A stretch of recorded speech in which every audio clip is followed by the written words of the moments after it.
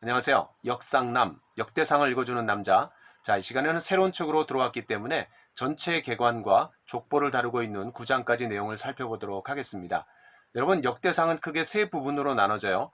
1장부터 9장까지는 족보, 그리고 10장부터 20장까지는 다윗 이야기, 그리고 21장부터 29장까지는 성전 건축 준비입니다. 자, 그런데 역대 하의 내용을 살펴보면 또 의미가 있어요. 크게 두 부분으로 나눠지는데요. 1장부터 9장까지는 솔로몬의 성전 건축, 그리고 10장부터 36장까지는 분열 왕국 때 남쪽 유다의 르호보암부터 시드기야까지의 왕들의 이야기입니다.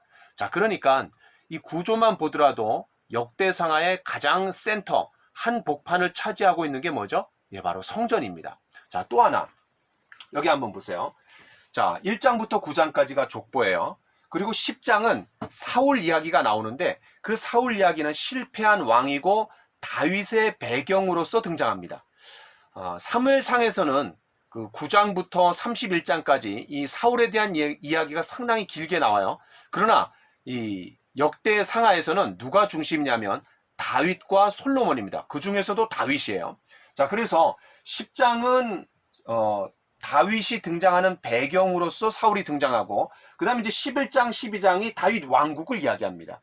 자, 그 다음에 13장에서는 법궤를 들여오려고 하는데 이제 실패해요. 그 다음에 14장에서는 다시 다윗 왕국의 이야기를 좀 전개해 나갑니다. 그러다가 15장부터 17장까지는 그 실패했던 법궤를 들여오고 예루살렘 성에다가 이제 안치하죠. 자, 그러면서 사무엘하 7장에 나오는 다윗 왕조에 대한 언약이 바로 17장에 나옵니다. 자, 그 다음에 18장부터 20장까지는 다시 다윗 왕국에 대한 이야기예요. 그 다음에 이제 21장부터 29장까지가 성전 건축 준비의 과정들을 다뤄요. 자, 그러면 다윗 왕국 성전, 다윗 왕국 성전, 다윗 왕국 성전. 법궤는 결국은 그 법궤가 있는 곳이 또 성전이었잖아요. 자, 그래서 이런 내용의 전개 구조를 보더라도 두 가지가 강조된다는 것을 알 수 있죠.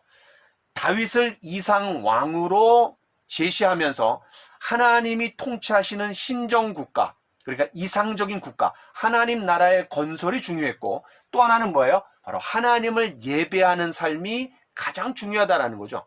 자, 그러니까 이 역대 상하에서 가장 중요한 핵심은 바로 하나님의 나라를 다시 이루는 일이고, 또 하나는 그 하나님의 나라가 이루어지는 중심 축으로서 성전, 그 성전에서의 예배가 강조되고 있다라고 여러분 좀 생각해 주시면 좋을 것 같아요. 자, 그러면 좀 더 이제 구체적으로 한번 들어가 보죠. 먼저 이 역대기라는 말의 의미가 뭐예요? 역대기라는 말은요, 그날들의 말씀들, 또 당시의 사건들, 아주 쉽게 쓰는 표현은 연대기라는 말입니다. 여러분, 나니아 연대기라는 말 들어보셨죠? C.S. 루이스라는 사람이 쓴 그런 7권으로 된 동화집인데요. 바로 이 나니아라는 말은 주인공이 여행하는 환상의 세계를 나니아라 그래요. 또 우리가 어떤 기관이나 부서에 가보면 역대 임원, 또 역대 회장 이런 말을 쓰죠. 바로 거기서 쓰는 말이 역대라는 말입니다. 자, 그래서 이 역대상하, 바로 그런 당시의 사건들, 연대기라는 그런 의미로 여러분 살펴보시면 좋을 것 같아요. 자, 그러면 이 역대상하가 언제 쓰여졌느냐, 그 집필 시기가 언제냐, 이게 이제 중요합니다. 왜냐하면 이것을 우리가 잘 알 때 기록 목적도 연이어서 우리가 알 수 있기 때문에 그렇습니다. 자, 이 역대상하가 쓰여진 시기는요, 이제 아수르를 집어삼킨 나라가 바벨론이고, 그 바벨론을 집어삼킨 나라가 메데 바사입니다. 근데 여기서 말하는 바사라는 말은 성경에서는 바사인데 이거를 원래 의미로 돌리면은 페르시아입니다. 그래서 이 페르시아의 고레스 왕이, 영어로 이제 사이러스죠. 이 고레스 왕이 칙령을 내려서 포로로 잡혀왔던 모든 사람들은 다시 고국으로 돌아가라 라는 그런 칙령을 내렸어요. 자, 이 칙령이 중요한 거는 예레미야 선지자를 통해서 포로로 잡혀가지만 70년 후에 귀환하게 된다라는 그 예언이 이제 성취되는 거죠. 이방 제국의 왕을 통해서 하나님께서 그 놀라운 예언이 성취되고 있다라는 겁니다. 자, 그래서 이런 오랜 바벨론 포로 생활을 마치고 돌아온 그런 얼마 안 된 유다 지역의 유대인들, 특별히 그 유다 나라 사람들만 이제 돌아왔어요. 자, 그런데 그 유대인들을 청중으로 기록한 것이 바로 역대상하입니다. 그러니까 이 귀향민들이 대부분 포로 시기 동안에 그 땅에서 태어났겠죠. 자, 그래서 이 고레스 칙령으로 인해서 고국 땅으로 돌아온 그 백성들이 어떤 문제의식을 가졌겠어요? 저는 적어도 세 가지의 문제의식을 가졌을 것 같아요. 우리는 누구인가? 그리고 왜 과거의 사건들이 일어났는가? 그리고 우리는 무엇을 해야 하는가? 자, 그것에 대한 답으로 주어진 게 뭐냐면 바로 역대상하입니다. 그러니까 앞에 이미 역사서가 하나 있었어요. 그게 뭐죠? 열왕기상하입니다. 그 열왕기상하는 어떤 초점을 가지고 쓰여진 책이냐면 과거에 무슨 사건이 일어났는가? 이런 관점을 가지고 쓴 책이 열왕기상하라면 역대상하는 과거에 그런 사건들이 발생한 이유가 뭔가? 왜 그런 사건들이 일어날 수밖에 없었는가? 그것에 대한 답으로 제시하고 있는 게 바로 역대상하라는 겁니다. 자, 그러니까 이 고레스 칙령에 의해서 돌아온 사람들이 그런 문제의식에 대한 해답을 제시하는 게 역대상하라 그랬잖아요. 그러니까 그 성전을 중심으로 대통합을 이루고 그런 새로운 삶의 규범을 제시하고 싶은 것이 바로 역대상하의 목적이라는 거예요. 따라서 이 다윗과 솔로몬 시대를 이상적인 모델로 제시하면서 두 가지를 꾀하는 거죠. 바로 하나님 나라의 건설을 이상적인 왕 다윗의 왕국을 모델로 삼고, 또 하나는 그런 성전의 회복이 중요하다라는 것이 바로 이 역대상하의 기록 목적입니다. 자, 그럼 아까 이제 제가 말씀드렸던 그런 그들의 세 가지 문제의식, 우리는 누구인가? 그리고 과거에 왜 그런 사건들이 발생했는가? 그리고 우리가 무엇을 여기에서 해야 하는가? 바로 이런 강제 이주를 경험했던 사람들이 우리가 과거와 어떻게 관련되는가를 그런 해결해 주기 위해서 족보를 제시하는 거죠. 이 족보만큼 거기에 대한 답을 제시하는데 효과적인 도구가 뭐가 있겠어요. 자, 그래서 이제 몇 가지 우리가 좀 특징들을 살펴보면서 마무리하도록 하겠습니다. 자, 첫 번째는 뭐냐면 이 역대상이 족보를 아담으로부터 시작한다라는 거예요. 자, 먼저 여러분 족보로 시작하는 두 책이 성경에 있습니다. 뭐죠? 마태복음과 역대상입니다. 이 두 가지 책이 우리에게 얼마나 좌절감을 주고 또 실패감을 안겨주고 성경 읽기에 대한 난공불락처럼 여겨지는 거죠. 성경의 수면제라고 알려져 있는 이 족보인데, 그러나 1장부터 9장까지 길게 나와 있는 족보에 상당히 의미가 담겨 있다는 거예요. 자, 그게 뭐냐면 이 족보를 아담으로부터 시작합니다. 그렇죠? 여러분 1장 1절에 아담, 셋, 에노스. 야, 여기에 가인이 빠졌다는 게 또 중요해요. 아벨을 대신해서 하나님이 셋을 주셨잖아요. 그러니까 가인이 문화, 문명을 창달하는 인류 역사에 큰 기여를 했지만 하나님의 시야에서는 아무것도 아닌 겁니다. 그냥 nothing이에요, nothing. 예. 그런데 그 셋 이후의 조상, 그 사람들은 누가 누구를 낳고 얼마 동안 살고 하나님과 동행하다가 뭐 죽었고 뭐 낳고 죽고 낳고 이런 얘기예요. 그런데 바로 이 셋의 후손들, 다시 말해서 아벨 계열의 사람들이 하나님의 사람들이고, 그 다음에 가인 계열의 사람들은 하나님의 관심에 전혀 없는 그런 사람들이라는 걸 우리가 좀 알 수 있어요. 자, 지금 약간 이제 삼천포로 빠졌는데, 첫 번째 특징이 뭐냐면 그 족보를 아담으로부터 시작한다라는 거예요. 자, 여기에 우리가 뭐 어떤 의미가 있어요? 하나님의 백성이 아브라함이 살았던 우르나 또 출애굽해서 율법을 수여받은 시내산이 아니라 에덴에서 시작했다라는 거죠. 바로 창조 때부터 우리가 선민으로 부름받았던 그런 대단한 민족이다라는 것을 이 족보를 통해서 보여주고 싶었던 거예요. 저는 그 최씨입니다.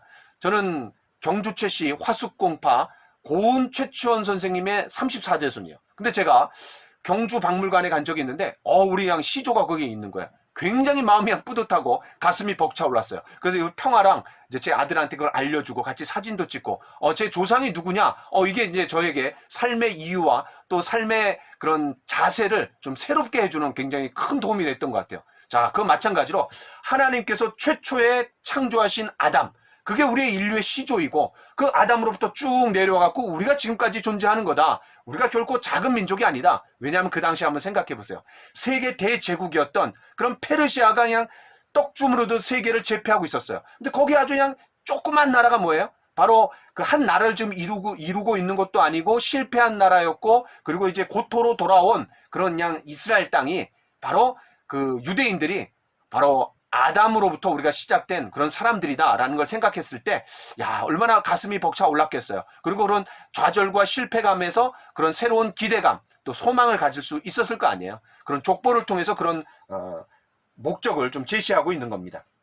자, 두 번째는 뭐냐면 야곱의 후손을 다루는 2장부터 8장. 그러니까 1장에는 어떤 내용이에요? 아담, 셋, 에노스, 그 다음에 가인의 계열은 전혀 나오지 않고 통과해요. 그 다음에 노아의 세 아들, 그 다음에 이스마엘과 에서의 후손을 다룬 후에 이제 2장부터 8장까지가 바로 야곱의 후손, 이스라엘이라고 이제 개명을 했죠. 바로 야곱의 후손을 다루는 2장부터 8장까지 보면 제일 먼저 그 족보에서 다루고 있는 사람들이 누군지 아세요? 놀랍게도 유다의 족보입니다. 바로 2장 3절부터 4장 23절까지 상당한 분량을 유다를 이야기해요. 사실 첫 번째 아들이 누굽니까? 루벤이에요. 유다는 네 번째 아들입니다. 그럼에도 불구하고 가장 먼저 다루고 있어요. 왜 그럴까요? 바로 이 유다의 자손에서 누가 나와요? 바로 다윗이 나오는 거죠. 자, 그것 때문에 그렇습니다. 자, 루벤은 언제 나오냐면 5장 1절부터 10절에 나와요. 자, 그런데 이 유다 중심으로 역사를 서술하겠다라는 것을 이제 만천하에 이렇게 밝히는 거예요.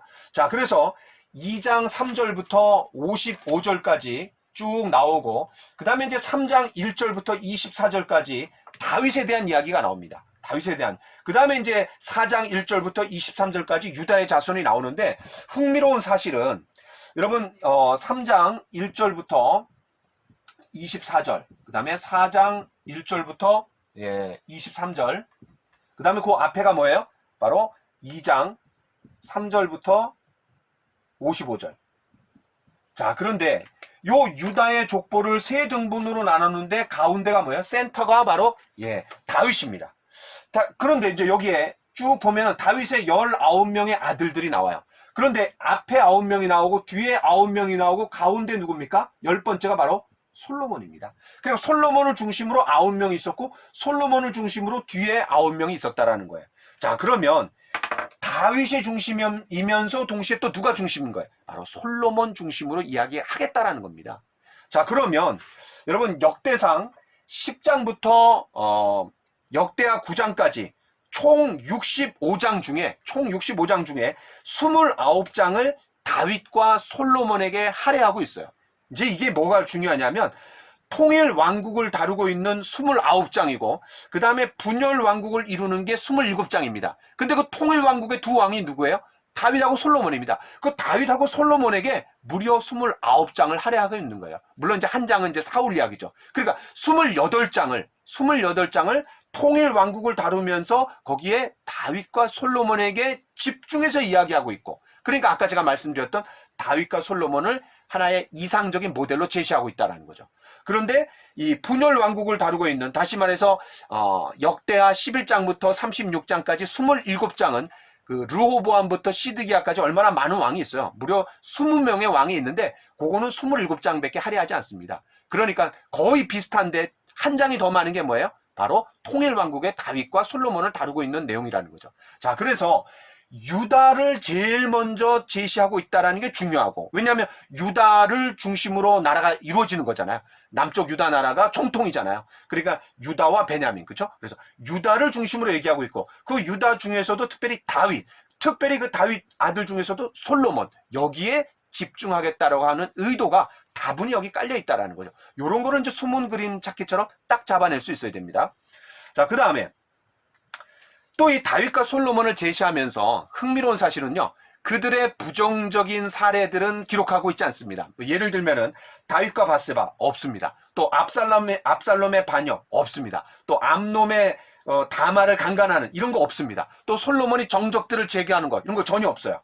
또 결혼하고 배교하는 이런 내용들이 기록되어 있지 않습니다.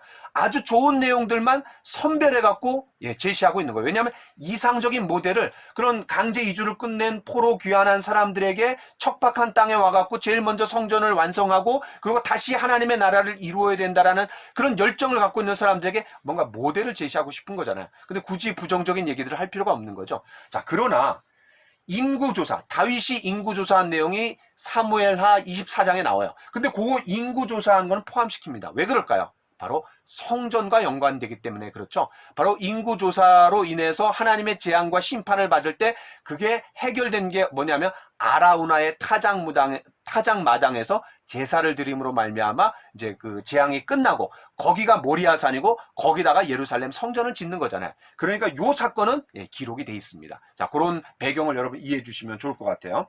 자, 어쨌든 그런 다윗과 솔로몬에게 지면에 한 40%를 할애하고 있다. 역대상, 역대하 전체 내용에서. 여러분 참고로 역대상은 29장이고요. 그 다음에 이제 역대하는 36장이에요. 그러니까 도합 몇 장이에요? 65장입니다. 상당히 긴 내용이죠.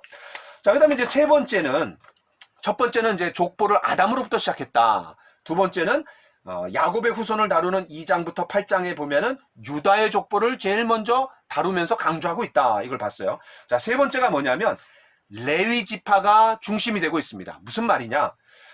유다, 시몬, 루벤, 갓, 므낫세 이렇게 다루다가 그 다음에 이제 레위를 다뤄요. 레위.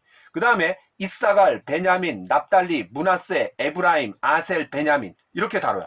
자, 그러니까 이 12지파를 다루면서 물론 이제 여기에 2지파는 좀 빠져 있습니다. 어쨌든 이제 12지파에 해당되는 사람들을 다루고 있으면서 가운데에다가 뭐를 두고 있냐면 레위 지파를 다루고 있다라는 거예요.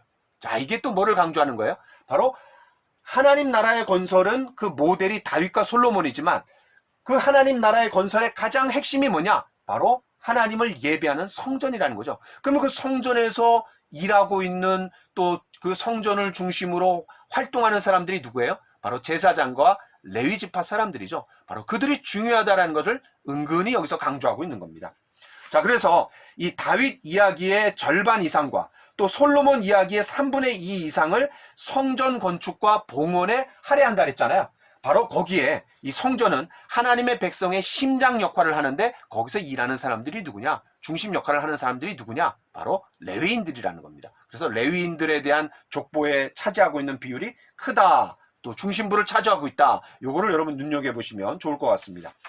자, 그 다음에 이제 네 번째는 뭐냐면 베냐민 지파를 2번이나 소개한다라는 거예요. 아니, 다른 지파들은 한 번 소개하는데 베냐민 지파는 2번 소개합니다. 자, 7장 6절부터 12절. 7장 6절부터 12절에 보면은 베냐민 자손이 나오고요.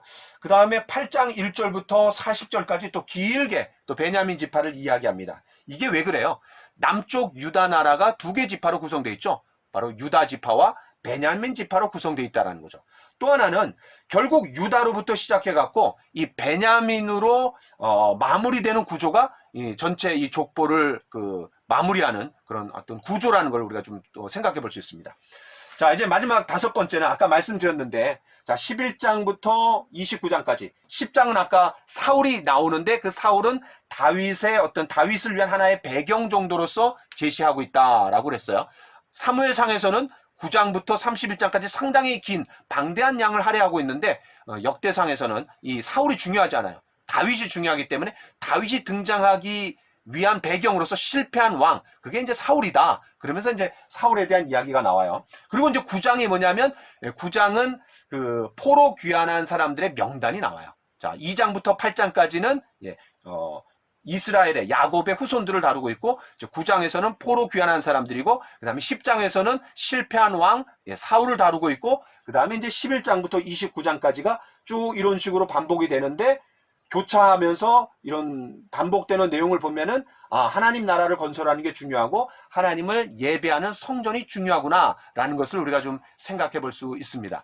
자, 여러분 이제 우리가 1장부터 9장까지 족보가 담겨져 있는데 오늘 우리가 개관과 족보를 좀 살펴봤어요. 근데 이 족보가 그냥 의미 없이 우리에게 현기증을 불러일으키고 성경 읽기를 좀 방해하는 그런 장애물이 아니라 여기에 상당한 의도가 깔려 있다라는 거. 그런 내용들을 여러분 좀 보시고 그런 구조들을 파악하시면은 이 족보를 좀 뛰어넘을 수 있는 우리가 잘 통과할 수 있는 그런 다리 역할을 좀 할 수 있을 것 같습니다. 자, 여기까지 하겠습니다. 감사합니다. 안녕하세요. 역상남, 역대상을 읽어주는 남자. 자, 이 시간에는 역대상 10장부터 12장까지 3장을 다루도록 하겠습니다.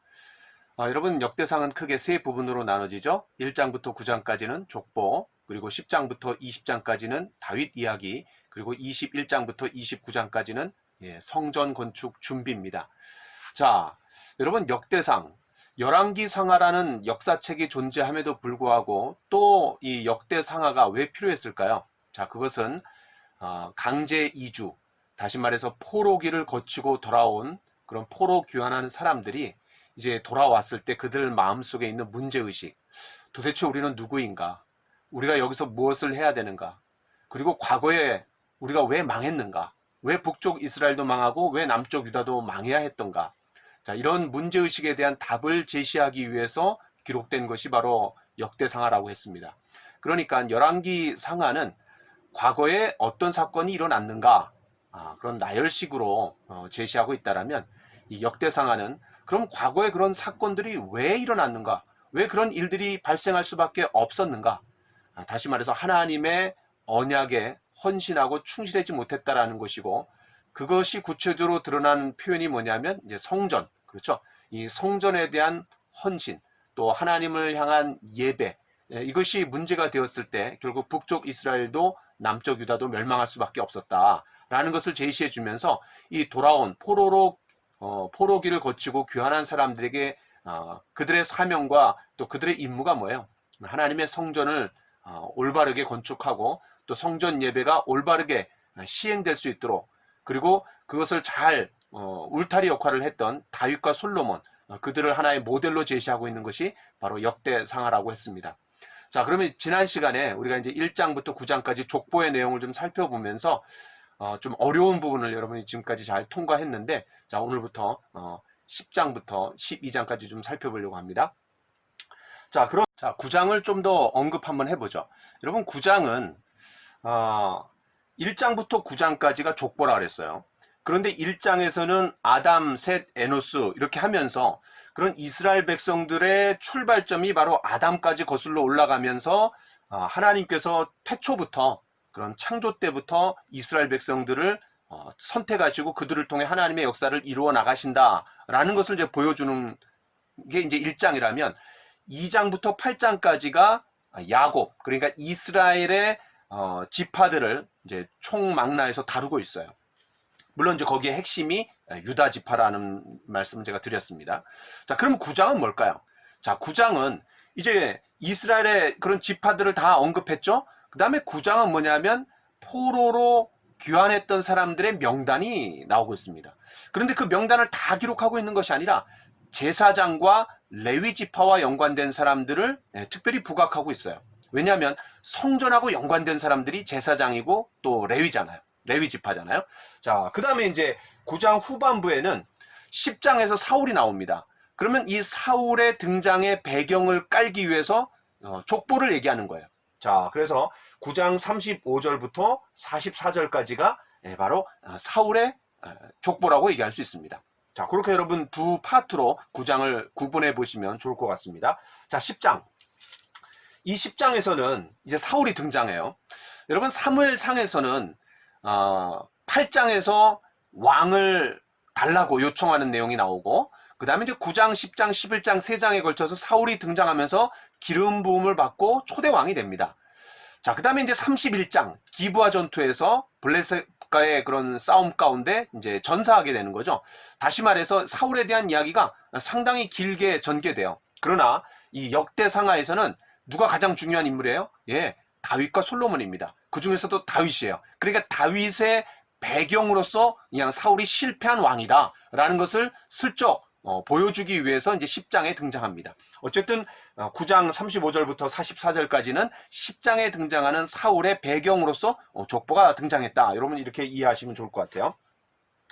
자, 10장을 보시면 이제 이 10장의 배경은 사무엘상 31장의 그런 기브아 전투에서 이제 사울가가 완전히 그냥 멸망하고 그 다음에 멸절되는 그런 내용들을 여러분 좀 염두에 두시면 좋을 것 같습니다. 자, 특별히 6절이 중요해요. 자, 6절에 제가 한번 읽어보겠습니다. 이와 같이 사울과 그의 세 아들과 그 온 집안이 함께 죽으니라. 요게 이제 사무엘상 31장하고 조금 차이가 있어요. 그게 뭐냐면은 그 온 집안이 함께 죽으니라. 요게 이제 차이점입니다. 더 이상 왕위 계승자가 없다라는 거죠. 다시 말해서 이 다윗이 왕위 찬탈자가 아니라는 것을 강조하는 거죠.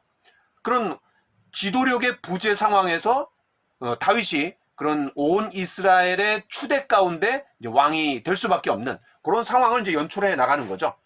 또 사무엘하 2장에 보면은 이스보셋, 그래서 북쪽 이스라엘에 아직 그런 잔재들이 남아있어요. 사울 이후에 이스보셋이 있는데 아브넬이 부추겨갖고 이제 북쪽 이스라엘을 한 몇 년 동안 다스립니다.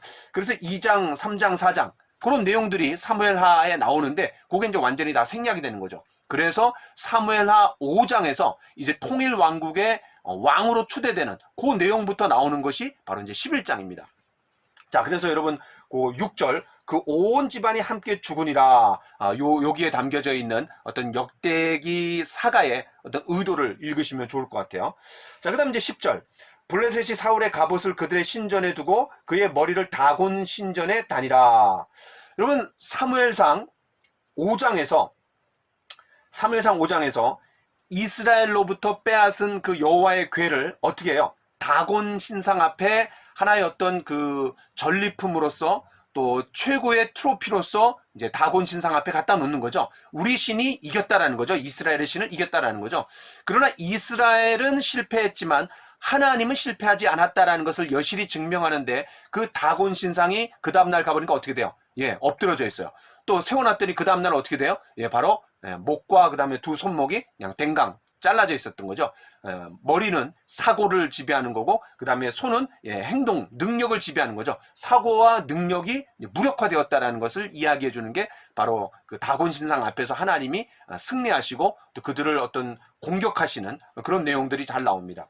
자, 어쨌든 그때는 여호와의 궤를 갖다 놨다라면 이제는 블레셋이 사울의 갑옷을 그들의 신전에 두고 그의 머리를 다곤 신전에 달았다라고 얘기하는 거죠. 그런 어떤 평행선상에서 여러분 보시면은 잘 이해가 될 겁니다. 하나의 어떤 트로피로서 가져간 거죠. 자, 그다음에 이제 11절 12절에 보니까 11절 12절 길르앗 야베스 모든 사람이 블레셋 사람들이 사울에게 행한 모든 일을 듣고 용사들이 다 일어나서 사울의 시체와 그의 아들들의 시체를 거두어 야베스로 가져다가 그곳 상수리 나무 아래에 그 해골을 장사하고 7일간 금식하였더라. 자, 이게 뭐냐면은 이제 사무엘상 11장이 배경이 되는 거죠. 암몬 왕 나하스가 길르앗 야베스를 침공했어요. 그때 처음에는 이제 너무나 다급하니까 언약을 맺자, 조약을 맺자, 우리가 조공을 갖다 바치겠다 이렇게 했더니 뭐라 그래요? 그 나하스가 니네들의 오른 눈을 다 빼기까지는 내가 그렇게 언약을 맺지 않겠다라고 하니까 어떻게 해요? 사울에게 이제 SOS를 치는 거죠. 그때 이제 사울이 와서 도와줍니다. 야, 그러니까 그런 은혜에 대한 보답으로서 바로 그 시신 처리를 했다라는 것을 우리가 좀 생각해 볼 수 있죠. 어쨌든 사울은 왕으로서의 공적 어떤 입증의 기회를 이제 그때 이 암몬을 제압함으로 말미암아 그런 기회를 얻었고 하나의 어떤 데뷔전이 되는 거죠. 그래서 이제 왕 위로 추대되는 내용이 이제 11장에 나옵니다. 사무엘상 11장. 자, 13절 14절이 중요하죠. 제가 한번 읽어보겠습니다. 사울이 죽은 것은 여호와께 범죄였기 때문이라. 그가 여호와의 말씀을 지키지 아니하고 또 신접한 자에게 가르치기를 청하고 여호와께 묻지 아니하였으므로 여호와께서 그를 죽이시고 그 나라를 이새의 아들 다윗에게로 넘겨주셨더라. 자, 그러니까 사울이 죽은 이유가 뭐예요? 바로 하나님 앞에 범죄했기 때문이라는 거죠. 그리고 그 이유 때문에 하나님이 죽이셨다라는 거예요. 자, 그런데 9장 1절에도 보면 유다가 범죄함으로 말미암아 바벨론으로 사로잡혀 갔더니 남쪽 유다 나라가 망한 것도 바로 포로로 잡혀갔던 이유도 하나님 앞에 범죄했다라는 거예요. 그러니까 12지파의 족보 끝에 하나님 앞에 범죄함으로 포로로 잡혀갔다, 나라가 망했다라고 평가하면서 마무리가 되고 있고, 그 다음에 다윗의 이야기를 시작하려고 하는데 그 사울이 죽은 이유가 뭐냐? 바로 하나님 앞에 범죄했다라는 평가로 이제 마무리가 되고 있는 거거든요.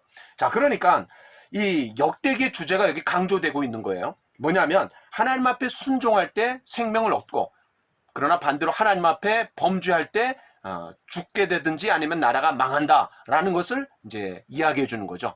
그래서 사울은 하나님 앞에 범죄했지만 그러나 다윗은 하나님 앞에 순종함으로 시작한 왕이다라는 것을 아주 대조적으로 보여줍니다. 자, 특별히 10장 13절에 보니까 그 하나님 앞에 범죄했는데 그 이유가 특별히 세 가지로 나오죠. 첫 번째는 뭐예요? 그가 여호와의 말씀을 지키지 아니하고, 두 번째는 신접한 자에게 가르치기를 청하며, 세 번째는 여호와께 묻지 아니하였으므로. 이 세 가지 때문입니다. 그런데 여호와의 말씀을 지키지 아니하고, 이게 뭐예요? 아말렉을 완전히 진멸하라고 했는데 그렇게 하지 못했어요. 그게 이제 사무엘상 15장이죠. 두 번째는 신접한 자에게 가르치기를 청하고 그 블레셋과의 전투 가운데 굉장히 군급했다 그랬어요. 굉장히 다급했어요. 그때 어떻게 해요? 그런 초자연적인 어떤 도움을 얻기 위해서 누구한테 갑니까? 신접한 자에게 가는 거죠. 그리고 사무엘을 불러 올리라고 하는 거죠. 이게 이제 바로 그 엔돌의 신접한 자, 바로 사무엘상 28장에 나오는 내용입니다. 그 다음에 이제 여호와께 묻지 아니하였으므로, 사무엘상에 보면은 계속해서 어려움 가운데 다윗은 하나님 앞에 물었어요. 올라가리까 말리까, 치리까 말리까, 뒤쫓아가리까 말리까. 다시 말해서 물어봐 왕이라고 얘기할 수 있어요. 반대로 이 사울은 묻지마 왕입니다. 뭐 한 번도 물은 적이 없어요. 오죽하면 엔돌의 신접한 자를 찾아갔겠어요. 그래서 이 세 가지가 이제 심각한 문제가 되는 거예요. 그럼 반대로 이 다윗은 어떤 왕이냐? 11장 3절에 보니까 그들이 다윗에게 기름을 부어 이스라엘의 왕으로 삼으니 여호와께서 사무엘을 통하여 전하신 말씀대로 되었더라. 그러니까 사울은 하나님의 말씀대로 행하지 아니하였고, 그 다음에 반대로 이 다윗은 사무엘이 말씀한 대로 그대로 되었더라 라고 하면서 하나님 앞에 순종한 왕이다라는 것을 은근히 이제 대조하면서 강조하고 있는 거죠. 자, 그런 내용들을 여러분 좀 보시면 좋을 것 같습니다. 자, 또 하나는 이제 10장을 우리가 마무리하면서 여러분 이 구약 성경에 자살한 사람들이 나와요. 그러니까 5절 6절에 보니까 무기 가진 자가 사울이 죽는 것을 보고 자기도 칼에 엎드러져 죽으니라. 또 4절에 보니까 사울이 자기 칼을 뽑아서 그 위에 엎드러지니라. 그러니까 할례 받지 않은 블레셋에게 이제 치욕스럽게 죽느니 차라리 이제 자살을 한 거죠. 자, 그래서 이제 또 자살한 사람들이 몇 명 나오는데, 특별히 사사기 8장에 보면은 기드온의 아들 중에 하나가 이제 아비멜렉이 있어요. 그 아비멜렉이 여인이 던진 돌 때문에 두개골이 깨졌어요. 그래서 죽어가는데 여인에게 죽었다라는 그런 평가를 받지 않기 위해서 이제 병기든 자에게 어떻게 해요? 자신을 이제 죽이라고 하는 거죠. 어떤 도움을 받아갖고 이제 죽었는데 자살의 유형입니다. 또 하나는 여러분 삼손. 그래서 삼손이 이제 마지막에 신전을 그냥 힘껏 밀으면서 이제 거기서 이제 죽는 거죠. 그러면서 자기가 살았을 때 죽인 자보다 더 많이 죽였다 그랬어요. 여기서 이제 사울과 무기든 자. 그 다음에 아히도벨이 있죠. 그런 다윗의 측근이었는데 이제 압살롬의 그런 압살롬을 도와주는 사람으로 이제 나중에 이제 붙었어요. 근데 이제 후세의 계략을 압살롬이 취하니까 그 아히도벨이 너무나 실망하면서 그리고 이제 자살하게 되는 거죠. 집에 가갖고. 그 다음에 이제 시므리가 나오는데, 시므리는 북쪽 이스라엘의 제3왕조를 일으킨 사람이에요. 그런데 제4왕조를 일으킨 오므리가 권력을 딱 잡으니까는 이제 7일 천하로 끝나면서 왕궁에 불을 질러갖고 이제 자살하게 됩니다. 이렇게 이제 자살하는 사람들이 종종 등장하는 거를 여러분 좀 보시면 좋을 것 같습니다. 상식적으로 이제 제가 말씀을 드린 거예요. 자, 그 다음에 이제 11장입니다.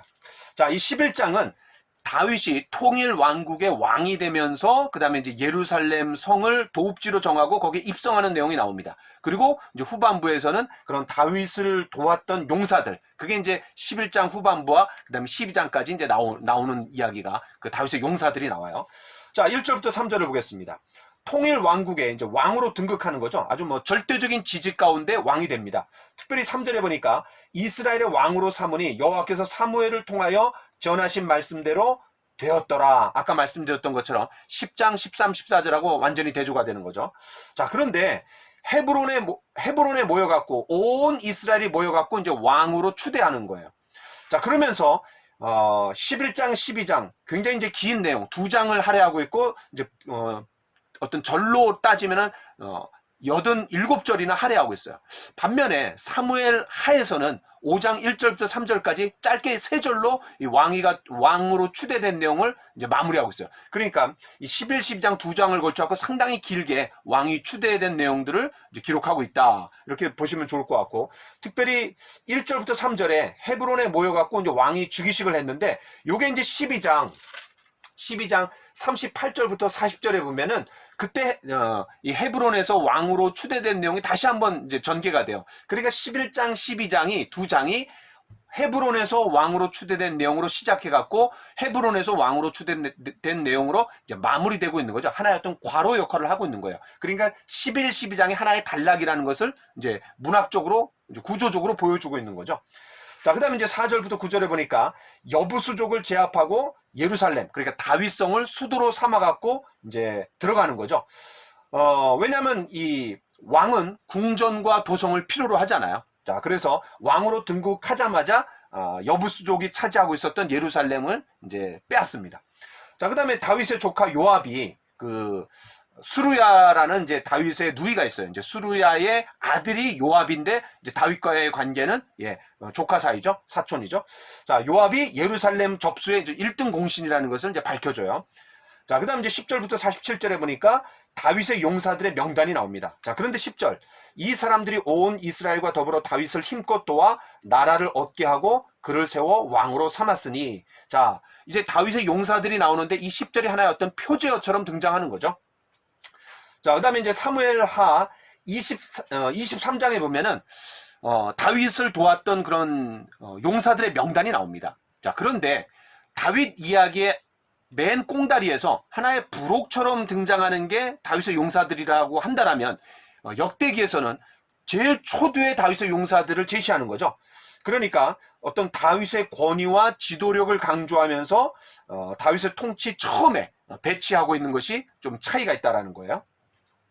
자, 그 다음에 이제 10절부터 14절에 보니까 그 세 용사, 다윗의 이제 최고의 세 용사를 제시하는데 거기에 야소보암과 엘르아살이 나옵니다. 근데 한 사람이 빠져있죠. 그게 어디 나오냐면 삼마예요. 사무엘하 23장 11, 12절에 삼마가 나옵니다. 그래서 여기에서는 이제 역대상에서는 두 사람만 나오고 이제 사무엘하에서는 또 한 사람이 나온다. 그렇게 여러분 보시면 좋을 것 같습니다. 11절부터 47절은 역대기만의 고유한 자료입니다. 루벤 지파, 미덴, 아스드랏, 아로엘, 디스, 마하위, 모압, 무소바 등, 그러니까 모두 요단 동편에 있는 땅이에요. 다시 말해서 요단 동편에서도 처음부터 다윗을 왕으로 추대하려고 했던 그런 분위기를 전하는 자료죠. 그러니까 이 다윗이 전국적인 지지를 얻었다라는 것을 보여주는 하나의 자료입니다. 자, 11장 10절부터 다윗의 용사들이 나오는데 12장에서도 계속 용사들이 나옵니다. 자, 1절부터 7절에 보니까 시글락에 숨어 있을 때에 그에게 와서 도운 사람들의 명단이 나와요. 여러분, 시글락이 어디예요? 사무엘상 27장에 다윗이 블레셋 왕, 그 가드 왕이죠. 이제 5개의 도시 중에 하나가 이제 가드인데 그 가드 왕 아기스에게 가서 망명합니다. 그때 받은 땅이 시글락이에요. 다시 말해서 다윗이 진짜 어려울 때, 사울에게 쫓겨갖고 생사를 넘나드는 그런 위기 가운데 있었을 때 하나님께서 그런 고난 속에서 그런 동역자들을 붙여주신 거죠. 정말 진짜 친구들이라고 할 수 있는 겁니다. 고난 속에서 영그러진 그런 동역자들이었어요. 자, 또 2절에 보니까 베냐민 지파 사람들이 있습니다. 16절에도 베냐민 지파 사람들이 나오는 걸 보면은 사울의 동족 가운데서도 그런 다윗의 추종자들, 지지 세력들이 있었다라는 것을 반증해 주는 거죠. 자, 그 다음에 이제 8절부터 15절에 보니까 갓 지파에서의 지지자들이 나오고, 그 다음에 16절부터 18절에 보니까 베냐민과 유다 쪽의 지지자들이 나와요. 근데 18절이 중요합니다. 그때의 성령이 30명의 우두머리 아마셀을 감싸시니, 아니 선지자도 아닌데 그런 용사일 뿐인데 성령께서 역사하시는 거예요. 아주 독특한 표현인 것 같아요. 자, 그 다음에 19절부터 22절에 보니까 므낫세 쪽의 지지자들이 나와요. 특별히 22절, 그때의 사람이 날마다 다윗에게로 돌아와서 돕고자 하며 아주 폭넓은 지지 세력을 구축하고 있었다라는 거죠. 또 하나는 큰 군대를 이루어서 하나님의 군대와 같았더라. 아주 뭐 강력한 군대라는 거죠. 하나님의 군대를 어떻게 이길 수 있어요? 자, 그런데 이제 11장 9절, 만군의 여호와께서 함께 계시니 다윗이 점점 강성하여 가니라. 그러니까 이 다윗의 나라가 아주 뭐 강대했고 그런 세력을 크게 해 나가고 있었다라는 것을 뭐 절대적으로 그 어느 누구도 범접할 수 없는 그런 다윗의 나라를 이야기해 주는 표현들입니다. 자, 23절부터 37절에 보니까 그런 다윗의 대관식을 준비하러 온 12지파의 용사들이 나오는 거죠. 자, 그 다음에 38절로 40절은 아까 제가 말씀드렸던 것처럼 11장 1절부터 3절에서 헤브론에서 온 이스라엘 백성들이 다윗을 왕으로 추대했다 그랬는데 그런 다시 재차 언급하면서 강조하고 있는 겁니다. 특별히 38절에 보니까 모든 군사와 남은 자들이 다 한마음으로 다윗을 왕으로 삼았다라는 거예요. 또 다 성심으로 다윗을 추대했다라는 거예요. 그러면서 40절에 이는 이스라엘 가운데 기쁨이 있었음이었더라. 아주 놀라운 기쁨 가운데 다윗의 나라가 아주 잘 시작하고 있는 그런 소프트 랜딩을 하고 있는 그런 모습을 우리가 좀 볼 수 있습니다. 자, 11장 12장에서 이 다윗의 왕국이 통일 왕국이 잘 시작되고 있는 걸 우리가 좀 살펴보았죠. 이제 13장에서는 하나님의 괴가 들어오는 내용으로 이제 시작합니다. 자, 여기까지 하겠습니다. 감사합니다. 안녕하세요. 역상남, 역대상을 읽어주는 남자. 자, 이 시간에는 역대상 13장부터 16장까지 4장을 다루겠습니다. 역대상은 크게 세 부분으로 나눠지죠. 1장부터 9장까지는 족보, 그리고 10장부터 20장까지는 다윗 이야기, 그리고 21장부터 29장까지는 성전 건축 준비입니다. 자, 여러분, 역대상하, 다시 말해서 포로에서 돌아온 그런 귀한 자들의 최대의 관심은 바로 하나님과의 언약 관계를 새롭게 세우는 일이었습니다. 그런데 그 하나님과의 언약의 가장 핵심이 뭐냐면 이제 성전이죠. 과거에 왜 우리가 그런 일들이 일어났는가? 나라가 망하고 또 포로로 잡혀가고 왜 우리에게 이런 그런 안타까운 그런 실패의 그런 일들이 계속해서 일어났는가? 그런 반성을 하면서 바로 하나님과의 언약 관계를 더 공고히 해야 되겠다.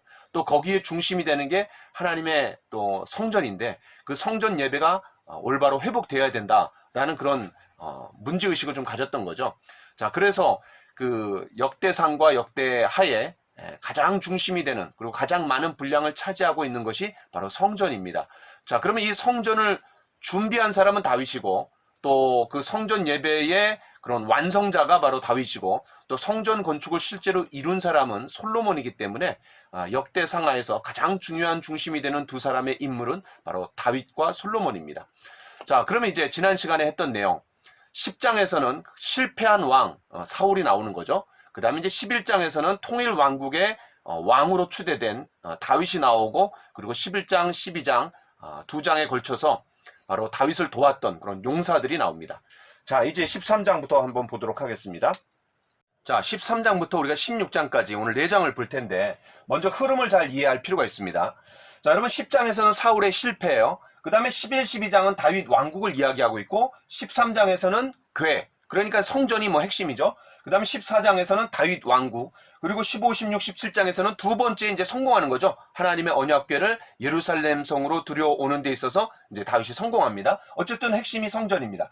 그 다음에 18장부터 20장까지는 또 다윗 왕국을 다뤄요. 그리고 21장부터 29장까지는 성전 건축 준비니까 당연히 핵심적인 내용이 성전이죠. 자, 이렇게 다윗 왕국 성전, 다윗 왕국 성전, 다윗 왕국 성전 이런 식으로 번갈아 가면서 하나님의 예배를 회복하고자 하는 가장 핵심이 되는 성전, 그리고 그것을 둘러싸고 있는 하나님의 통치하시는 나라인 다윗 왕국. 왜냐하면 이상적인 왕이 다윗이고 그 다윗을 통해서 하나님의 어떤 성품과 하나님의 뜻이 실현되는 게 이제 이 다윗 왕국이었잖아요. 자, 그래서 가장 핵심은 이제 성전입니다. 자, 그런데 이제 13장에서 다윗이 그런 하나님의 언약궤를 예루살렘 성으로 안치시키려는 그런 시도가 나와요. 자, 그러면 우리가 이제 언약궤와 연관해서 생각할 때 사무엘상 4장, 5장, 6장을 좀 생각해 볼 필요가 있습니다. 왜냐하면 블레셋과의 전투에서 홈리와 비나스가 제사장이었는데 그 당시에 이제 언약궤를 앞세웠는데 결국 패배하고 언약궤도 빼앗겨요. 그래서 이제 이가봇 시대가 되는 거죠. 하나님의 영광이 떠났다. 이스라엘은 패배했지만 그러나 하나님은 패배하지 않았습니다. 오히려 블레셋 적진에 들어가셔서 하나님의 거룩을 드러내시고 승리하시는 내용이 나오죠. 그러니까 이 블레셋이 도저히 감당할 수가 없는 거예요. 그래서 어떻게 합니까? 이제 이 언약궤를 다시 돌려줍니다. 그래서 처음에 돌려받은 곳이 어디냐면 벳세메스인데 거기서 이제 이 벳세메스로 들어온 그런 하나님의 언약궤를 너무나 그냥 신기하게 여기면서 사람들이 그 쳐다보다가 70명이 죽게 되는 거죠. 그래서 두려워서 결국 아비나답의 집으로 옮겨갑니다. 거기서 이제 오랫동안 있게 돼요. 그리고 그 이후에 예루살렘 성으로 들여오게 되는 게 바로 이 13장입니다. 물론 이제 요게 병행하고 있는 사건은 사무엘하 6장이죠. 그래서 여러분 사무엘하 6장과 역대상 13장을 같이 연관해서 여러분 보시면 도움이 될 것 같습니다. 자, 13장. 아까 말씀드렸던 것처럼 다윗이 예루살렘 성으로 이 하나님의 언약궤를 들여오려고 했던 첫 번째 시도입니다. 물론 이제 여기서 실패하게 되고 두 번째 시도가 이제 15장에 나와요. 그래서 첫 번째 시도는 좀 짧게 언급이 되고 있고 이제 두 번째 시도는 성공했기 때문에 상당히 길게 다루고 있습니다. 자, 여러분 사무엘하 6장과 이제 평행이 되는데 몇 가지 차이점이 있어요. 여러분 그 사무엘하 6장을 펴놓고 한번 번갈아 가면서 한번 보세요. 두 가지인데요. 하나는 역대상 13장에서는 언약궤를 예루살렘으로 모셔오는 일이 온 회중의 관심과 지지 속에 일어납니다. 자, 그런데 사무엘하 6장에서는 뭐 그렇지 않아요. 약간 군사적인 목적처럼 이제 부각이 돼요. 여기서는 어떤 종교적인 목적이 더 부각이 됩니다. 자, 그 다음에 두 번째는 사울 때에는 우리가 교회 앞에서 묻지 아니하였느니라. 이제 3절에 이런 말씀이 있는데, 과거에는 이제 방치됐다라는 거죠. 사울 때는. 그러나 하나님을 구하고 찾아야 된다. 이런 내용들이 이제 역대상 13장에서는 좀 강조가 돼요. 자, 그게 이제 14장하고도 연관되니까 여러분 요 말씀을 좀 기억해 두세요. 자, 요런 사무엘하 6장과 좀 차이점이 있다라는 것, 여러분 반드시 한번 확인해 주시면 좋을 것 같습니다. 자, 그 다음에 이제 6절에 보니까 여호와께서 두 그룹 사이에 계심으로, 자, 여러분 그 하나님의 언약궤가 들어가 있는 십계명 두 돌판이 들어가 있는 궤죠. 이 궤라는 말은 이제 영어로 하면 박스입니다. 쉽게 말하면 박스고, 그 위에 이제 뚜껑이 있는 거죠. 근데 그 뚜껑에 연이어서 그런 그룹이 뭐냐면 이제 천사예요. 그 천사가 그 날개를 이렇게 펴갖고 이렇게 둥그렇게 하고 있어요. 상대편에서도 이렇게 둥그렇게 하고 있고, 그래서 가운데에 하나님이 계시는 거예요. 자, 이걸 이제 출애굽기 25장 22절에서 이렇게 말씀합니다. 거기서 내가 너와 만나고 속죄소 위, 속죄소가 뭐예요? 그 뚜껑입니다. 죄를 속해주는 장소, 이걸 다른 말로 시은좌, 은혜를 베풀어주는 장소, 그래서 시은좌라고 얘기해요. 자, 속죄소 위, 곧 증거궤 위에 있는 두 그룹 사이에서, 두 그룹이 뭐예요? 예, 바로 두 천사 사이에 그 가운데에 하나님이 계시다라는 거예요. 지성소에. 자, 내가 이스라엘 자손을 위하여 네게 명령할 모든 일을 네게 이르리라. 자, 이게 이제 출애굽기 25장에 그런 언약궤를 만들 때 거기에 이제 하나님이 계셔서 그 하나님이 이스라엘 백성들에게 이제 임재해 주시고 할 일들을 알려주겠다라고 이제 하는 내용이 나와요. 자, 어쨌든 여호와께서 두 그룹 사이에 계심으로, 자, 그러니까 하나님이 거기에 임재해 계시겠다라는 거죠. 따라서 우리가 13장 8절이 이해가 되는 거예요.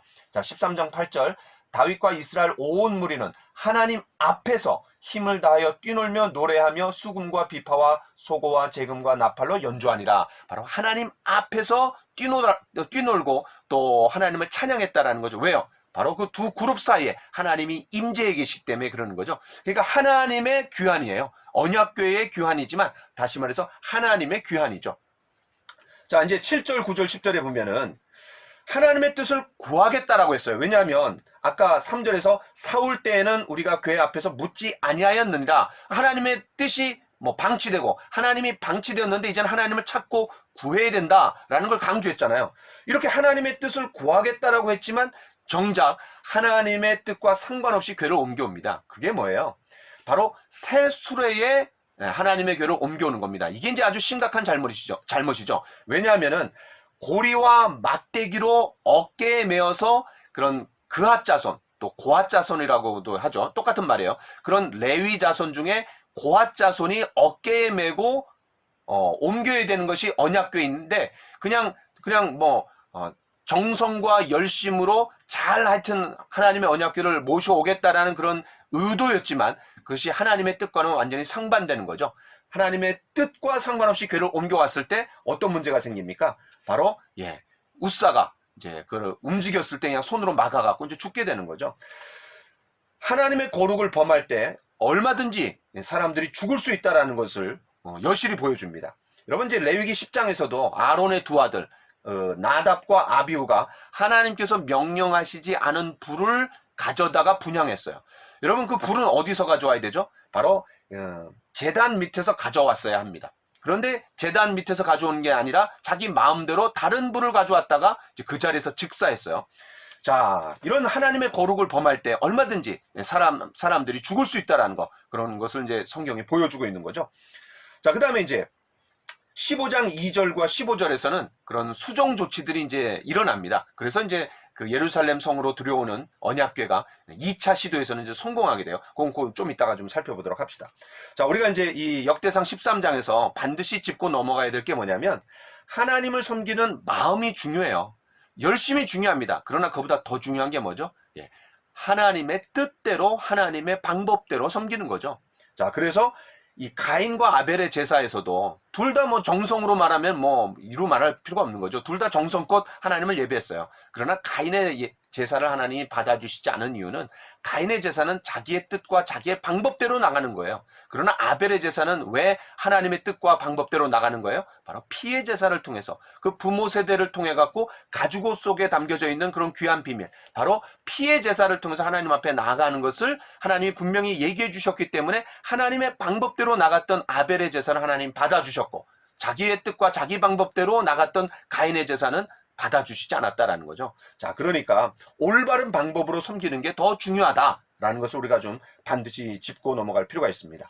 이런 잘못된 열정, 잘못된 마음, 잘못된 헌신들이 사람을 살리는 게 아니라 죽이는 거예요. 그 대표적인 경우가 바로 바울이죠. 그 사울이 이제 바울로 변화되기 전에 사울이 얼마나 특심이었습니까? 외국 성에까지 가갖고 그런 믿는 사람들을 막 잡아올 정도로 아주 뭐 열심이 특심이었어요. 그러나 그 하나님을 향한 열심과 특심이 결국 사람들을 죽이는 열심이었죠. 오히려 예수님을 십자가에 다시 못 박게 되는 그런 안타까운 그런 결과를 우리가 좀 생각해 볼 수 있습니다. 자, 이제 14장. 아까 여기서 말씀드렸던 것처럼 13장에서는 성전에 대한 이야기고, 그 다음에 14장에서는 이제 다윗 왕국을 또 얘기합니다. 자, 그렇게 실패했어요. 그럼에도 불구하고 하나님께서 이제 다윗가를 이제 번성시켜 주세요. 자, 그래서 1절에 보면은 두로왕 히람이 다윗에게 사신들과 백향목과 석수와 목수를 보내갖고 이제 성전을 건축하게 하는 거죠. 그러니까 그런 주변에 돕는 손길, 그런 하나님의 은혜의 손길이 이제 계속해서 이어지고 있었어요. 자, 그런데 이제 그 뒤에 그 블레셋과의 전투가 나와요.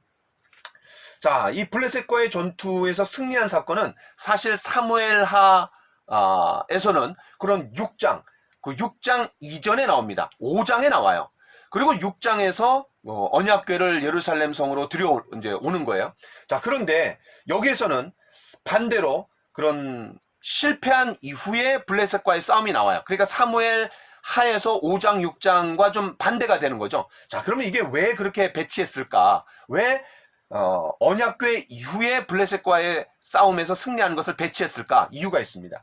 여러분, 하나님의 궤를 옮겨오려는 것이 하나님께 묻기 위해서였다라 그랬잖아요. 그 13장 3절에서.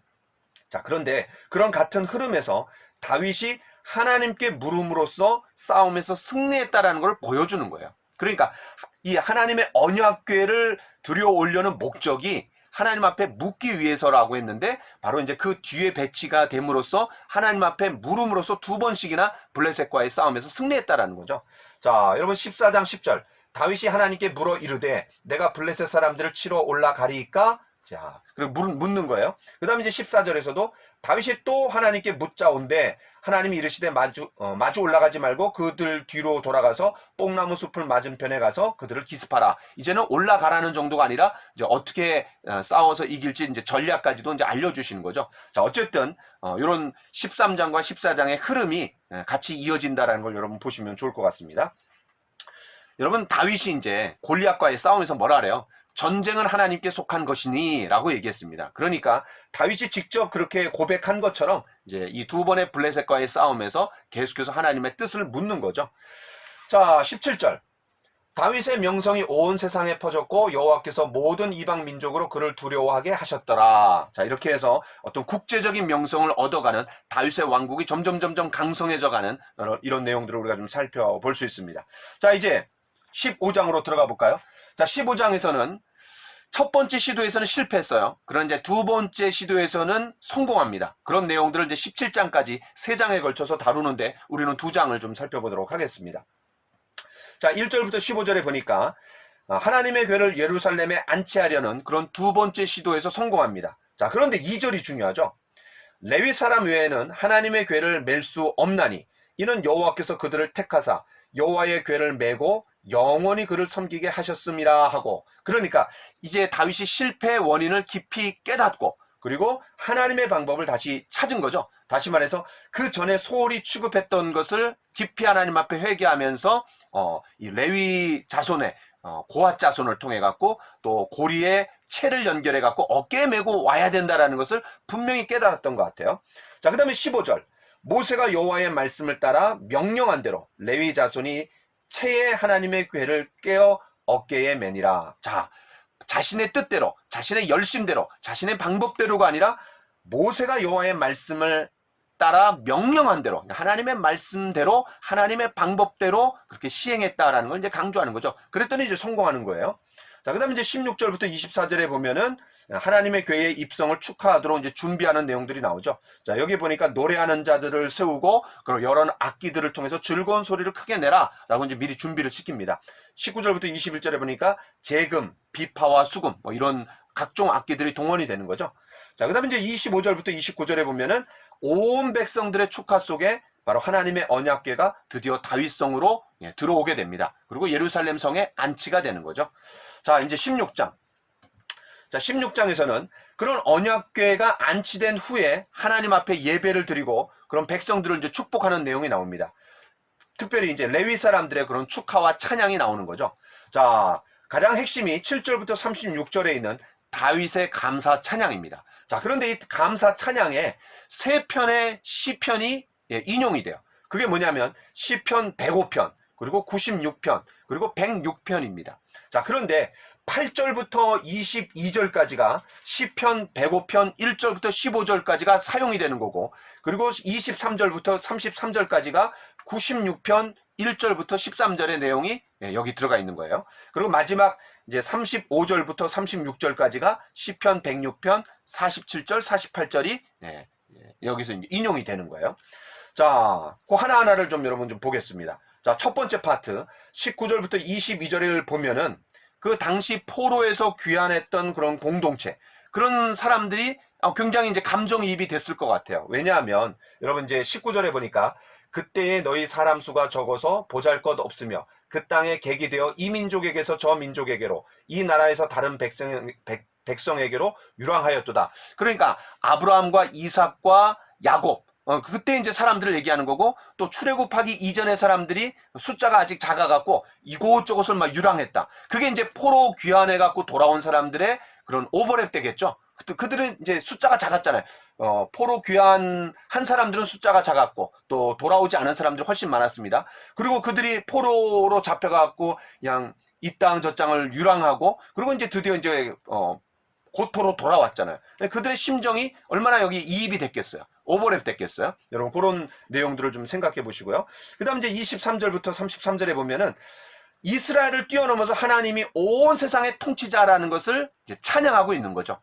자, 그래서 만국의 모든 신은 헛되다 이렇게 얘기하고 있고, 또 여러 나라의 종족들아 영광과 권능을 하나님께 돌려라 라고 이렇게 얘기하고 있고요. 또 온 땅이여 그 앞에 떨지어다. 온 민족뿐만 아니라 온 땅이 바로 하나님 앞에 떨고 하나님을 예배해야 된다라는 걸 강조하고 있는 거죠. 그 다음에 땅뿐만 아니라 하늘과 땅도 기뻐하며 모든 나라가 여호와께서 통치하신다라고 외치라 이렇게 얘기해요. 그리고 숲속의 나무들이 하나님을 즐거이 노래하는 것으로 이제 마무리합니다. 그러니까 23절부터 33절까지는 이제 이스라엘을 뛰어넘어서 온 세상을 통치하시는 하나님이시다라는 걸 강조하는 거죠.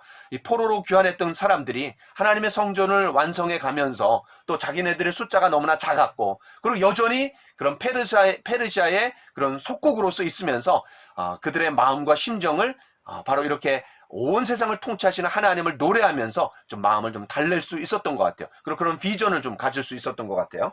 자, 그 다음에 이제 34절부터 36절에 보니까 이제 구원의 기도를 올리면서 마무리합니다. 자, 그 구원의 기도가 어떤 내용이에요?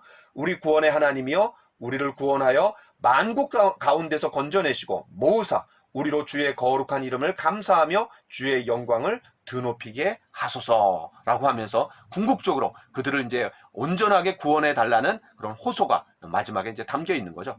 자, 이렇게 7절부터 36절까지 그런 다윗의 감사 찬양, 하나님의 언약궤가 들어왔을 때 그런 감격을 이렇게 찬양으로 노래하고 있습니다.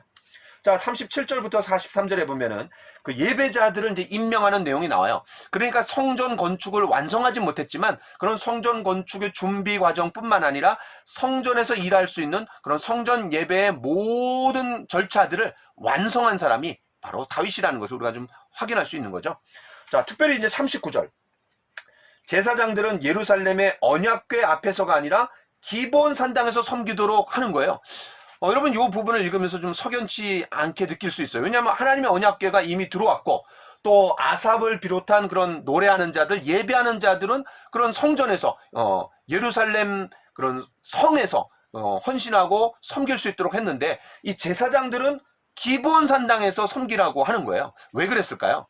자, 여기 이제 중요한 게 뭐냐면 여호와의 궤는 예루살렘 성에 안치되었을지 모르지만 그 외의 성물들은 아직 기브온 산당에 있는 거죠. 예루살렘 성 전이 건축이 됐을 때 드디어 이제 그런 성물들도 나머지 성물들도 옮겨오는 건데 아직 성전 건축이 일어나진 않았잖아요. 자, 그래서 기브온 산당에 바로 그런 다양한 성물들이 이제 있다라는 거예요. 우리가 이거를 안다라면 왜 솔로몬이 성전 건축하기 전에 1000번제를 기브온 산당에서 드렸는지가 이제 잘 이해가 되는 거죠. 나머지 모든 성물들이 이제 거기 있었던 거예요. 단지 언약궤만 예루살렘 성 안에 이제 안치되었을 뿐이죠. 자, 그런 내용으로 우리가 마무리하도록 하겠습니다. 자, 감사합니다. 안녕하세요. 역상남, 역대상을 읽어주는 남자. 이 시간에는 역대상 17장부터 20장까지 4장을 다루겠습니다. 여러분, 역대상은 크게 세 부분으로 나눠지죠.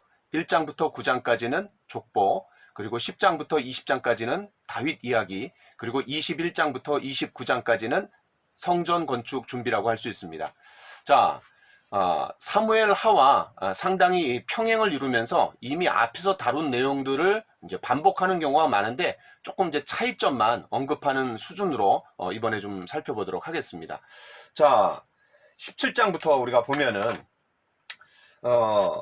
사무엘 하 7장에서 이제 다윗 언약이 나오죠. 그러니까 여러분이 그 사하남, 사무엘 하를 읽어주는 남자 7장 부분을 좀 참고하시면 좋을 것 같습니다.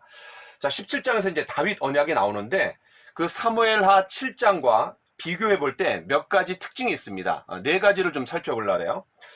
먼저 이 두 본문 다 언약이라는 말을 쓰지 않습니다. 사실 다윗 언약이거든요. 하나님께서 다윗과 맺어주신 언약입니다. 그런데 두 곳 다 언약이라는 표현을 쓰지 않아요. 하지만 시편 89편 3절에 보면은 이 시편 89편은 그런 다윗 언약의 해설서라고 해도 과언이 아닌 그런 다윗 언약을 잘 이해할 수 있는 그런 내용들입니다. 여러분 참고하시면 좋을 것 같아요. 3절을 제가 한번 읽어보겠습니다. 주께서 이르시되 나는 내가 택한 자와 언약을 맺으며 내 종 다윗에게 맹세하기를. 그러니까 내가 택한 자가 누구예요? 다윗이죠. 그래서 나는 내가 택한 자와 언약을 맺으며 하나님께서 다윗과 언약을 맺었다라는 것을 분명히 밝히고 계십니다. 자, 두 번째는 사무엘하 7장 16절에는 이렇게 말합니다. 네 집과 네 나라가, 그러니까 네 집과 네 나라가, 자, 이렇게 얘기해요. 네 집과 네 나라가 내 앞에서 영원히 보존되고 네 왕위가 영원히 견고하리라. 자, 그런데 역대상 17장 14절에는 뭐라고 얘기하고 있죠? 내가 영원히 그를 내 집과 내 나라에 세우리니 그의 왕위가 영원히 견고하리라. 자, 네 집과 네 나라, 그 다음에 내 집과 내 나라. 이게 어떤 차이예요? 사무엘하 7장 16절에서는 다윗의 왕국을 강조하는 거죠. 그런데 역대상 17장에서는 바로 그 다윗의 왕국을 통한 그 다윗 왕국 안에서 계시된 하나님의 나라를 강조하는 거죠. 그냥 내 나라, 그 다음에 내 집이라고 말씀하셨잖아요. 그러니까 하나님의 영원한 나라를 다윗의 왕국을 통해서 계시했다라는 것을 얘기해 준 거고 더 발전된 형태라는 것을 우리가 좀 알 수 있습니다. 자, 세 번째는 그의 왕위가 영원히 견고하리라 라고 했는데 시편 89편, 아까 말씀드렸던 다윗 언약의 해설서라고 할 수 있죠. 시편 89편 38절로 39절에 보면은 장차 다윗의 왕국이 멸망할 것을 내다보고 있습니다. 자, 제가 한번 읽어볼게요. 그러나 주께서 주의 기름 부음 받은 자에게 노하사 물리치셔서 버리셨으며 주의 종의 언약을 미워하사 그의 관을 땅에 던져 욕되게 하셨으며. 그러니까 열왕기 하로 보면은 25장, 그 다음에 역대 하로 보면은 36장에서 이제 유다 나라가 멸망하는데 그것을 내다보고 있는 거죠. 자, 그래서 이 다윗 언약이 정치적으로 영원한 것이 아니라 이제 예수 그리스도를 통해서 그의 부활하심을 통해 갖고 이제 왕 위로 올라가시는 거잖아요. 영원한 왕으로 하나님 나라의 통치자로 올라가시는 건데 그런 예수 그리스도를 통해서 성취되는 것을 우리가 좀 염두에 두시면 좋을 것 같습니다. 자, 네 번째 특징은 사무엘하 7장 14절에 보면은 내가 사람의 매와 인생의 채찍으로 징계하려니와 라는 내용이 들어가 있는데 역대상 17장 13절에 보면은 제가 한번 읽어보겠습니다. 나는 그의 아버지가 되고 그는 나의 아들이 되리니 나의 인자를 그에게서 빼앗지 아니하기를 내가 네 전에 있던 자에게서 빼앗음과 같이 하지 아니할 것이며, 이 내용이 빠져 있습니다. 그러니까 이 다윗의 언약에 중심되는 내용 중에 하나가 뭐냐면, 그런 사울 때처럼 하나님께서 왕위를 빼앗는 것이 아니라 사람 막대기와 인생 채찍을 통해서 시시때때로 하나님께서 채찍질 하시고 책망하시면서 그런 왕위를 계속해서 견고하게 해 주시겠다라는 거예요. 자, 그런데 이제 이 내용이 여기서는 빠져 있다라는 거죠. 자, 그럼 왜 빠져 있을까? 바로 역대기 사가는 이 다윗의 후계자인 솔로몬을 흠없는 인물로 제시하고 있기 때문에 이거를 뺐다라고 우리가 추측할 수 있습니다. 자, 그 다음에 이제 18장으로 넘어가 보겠습니다. 자, 여러분 11장부터 29장까지가 두 가지 주제가 반복해서 교차되고 있다 그랬죠. 하나는 다윗 왕국을 얘기하고 있고, 또 하나는 성전을 얘기합니다. 그래서 이게 번갈아 가면서 이야기해요. 그래서 앞에서 15장부터 17장까지 성전과 연관된 것을 얘기했기 때문에 이제 이후에 18, 19, 20장 이 세 장에서는 다윗 왕국을 이야기합니다. 자, 18장. 다윗의 영토가 확장되고 어떤 국제적인 영향력이 확대되는 내용을 잘 그려주고 있어요. 자, 블레셋으로부터 가드와 그 동네를 뺏었다 그랬어요. 자, 이 블레셋은 사울과의 어떤 몰락을 가져온 그런 민족인데 다윗은 이제 제압하고 있는 거죠. 자, 그 다음에 모압을 쳐서 조공을 받았다 그랬고, 소바왕 하닷 에셀을 쳐서 유브라데 근처까지, 그러니까 하맛에 이르기까지 영토가 확장이 되는 거예요. 자, 이게 중요한 게 왜 그래요? 바로 이 다윗 때에 창세기 15장 18절에 약속이 성취되는 거죠. 바로 아브라함에게 어떤 약속을 했냐면, 저 밑에 애굽 강으로부터 위로는 유브라데 강까지 그런 광대한 영토를 갖게 될 거다. 바로 이것이 이제 성취됐던 게 언제냐면 바로 다윗 때입니다. 자, 다메섹 아람 사람이 하닷 에셀을 도우러 이제 원군으로 왔어요. 그때 이제 다윗이 또 격파하고 있는 거죠. 자, 6절에서 다윗이 어디로 가든지 하나님께서 이기게 하셨다라는 거예요. 그러니까 하나님이 싸워주시는 거죠. 하나님이 싸워주시는데 뭐 어떻게 이기겠어요? 최강의 군대도 이 다윗을 이길 수가 없는 거죠. 또 13절에도 또 언급합니다. 자, 이거는 다윗의 경우만 그런 것이 아니라 이제 영적 전쟁에도 마찬가지인 거죠. 하나님께서 우리 앞서서 나가 싸워주시고 항상 이기게 하신다 그랬어요. 자, 여러분, 이 지도를 한번 보시면은 이 18장에서 언급하는 다윗의 영토 확장이 대략 가늠이 됩니다. 자, 티그리스 유프라테스, 이 지역이 바벨론, 또 아시리아, 또 페르시아가 차지했던 아주 중요한 메소포타미아 지역이죠. 그 다음에 여기가 나일강 삼각주죠. 그 다음에 시나이 반도예요. 그러니까 갈릴리 호수고, 요게 요단강, 그 다음에 사해바다, 여기가 이제 바로 이스라엘이라고 얘기할 수 있는데, 그 블레셋은 요쪽입니다. 그 다음에 에돔은 사해바다 저 밑에 쪽, 그 다음에 그 위에가 모압, 그 다음에 암몬입니다. 그러니까 요단 동편 땅이죠. 그 다음에 이 갈릴리 위로 다메섹, 아람이라 그래요. 그 다음에 그 위에가 소바, 그 다음에 하맛. 그러니까 상당히 넓은 영토를 이제 다윗 때 차지하고 있는 거죠. 여러분 대략 어떤 위치를 좀 파악하실 수 있을 것 같습니다. 자, 그 다음에 하맛 왕 도우가 하닷에셀을 무찔렀다라는 소식을 듣고 이제 아들을 보내갖고 다윗을 이제 문안하는 거죠. 뭐 그냥 꼬랑지를 팍 내리고 이제 살살 기는 겁니다. 자, 10절에 보니까 그 도우가 보낸 금, 은, 노새 여러 가지 그릇을 하나님 앞에 드렸다 그랬어요. 자, 나중에 이제 이게 성전 건축 때 사용이 되는 거죠. 또 에돔과 모압과 암몬, 블레셋, 아말렉 등 모든 이방 민족에게서 빼앗은 그런 금도 하나님 앞에 다 드리는 거예요. 그러니까 성전을 건축하겠다라는 그런 제안은 거절당했지만, 그런 소원은 거절당했지만 이제 성전 건축 준비를 아주 탄탄하게 그런 모든 재원들을 다 마련하고 있는 거죠. 자, 14절. 다윗이 온 이스라엘을 다스려 모든 백성에게 정의와 공의를 행하더라. 그러니까 하나님의 성품과 뜻을 실현시키는 하나의 어떤 이상적인 왕으로서의 다윗을 우리가 잘 볼 수 있습니다. 자, 이제 19장을 보겠습니다. 역시 19장도 다윗이 그런 영토를 확장해 나가는 그런 장면이에요. 뭐 다윗이 출동하면 무조건 승리하는 것 같아요. 뭐 백전백승입니다. 왜냐하면 앞에 6절에서도 18장 6절에서도 다윗이 어디로 가든지 하나님께서 이기게 하셨다라고 했는데, 이제 그런 어떤 결과물들을 19장에서도 볼 수 있는 것 같아요. 자, 여기 있는 내용은 이제 사무엘하 10장과 이제 평행을 이루고 있습니다. 반복되는 내용이에요. 자, 암몬 왕 나하스가 죽자 이제 나하스 때 이 다윗하고 좋은 관계를 맺었어요. 자, 그래서 조문 사절단을 보내는 거죠. 그랬더니 이 나하스의 아들 한운이 그런 방백들의 부정적인 얘기를 들어요. 그게 뭐냐면은 이 다윗의 호의를 무시하고 바로 그런 스파이와 또 첩자의 활동으로 그 조문 사절단을 간주하는 거죠. 자, 그래갖고 어떻게 해요? 이 조문객들을 아주 수치스럽게 해갖고 이제 보냅니다. 그게 뭐냐면 수염을 깎아버리고 그 다음에 의복을 이 볼기 중간까지 잘라버린 거죠. 아주 수치스럽게 창피하게 만드는 거예요. 자, 그러자 이 다윗이 어떻게 해요? 먼저는 이 조문 사절단이 회복될 수 있도록 여리고에서 머물다가 이제 예루살렘으로 올 수 있도록 배려를 합니다. 자, 뒤늦게 이제 심각성을 깨달은 이 암몬이 어떻게 해요? 바로 주변 나라들 아람과 소바로부터 용병을 사들여갖고 이제 선제 공격을 취하는 거죠. 자, 그러나 이 요압을 위주로 해갖고 다윗의 군대가 이제 승리하게 됩니다. 자, 그 과정에서 아비새, 그 요압의 동생이죠. 이 아비새와 군대를 나눠갖고 서로 밀릴 때 도와주기로 이제 서로 약속을 하는 거죠.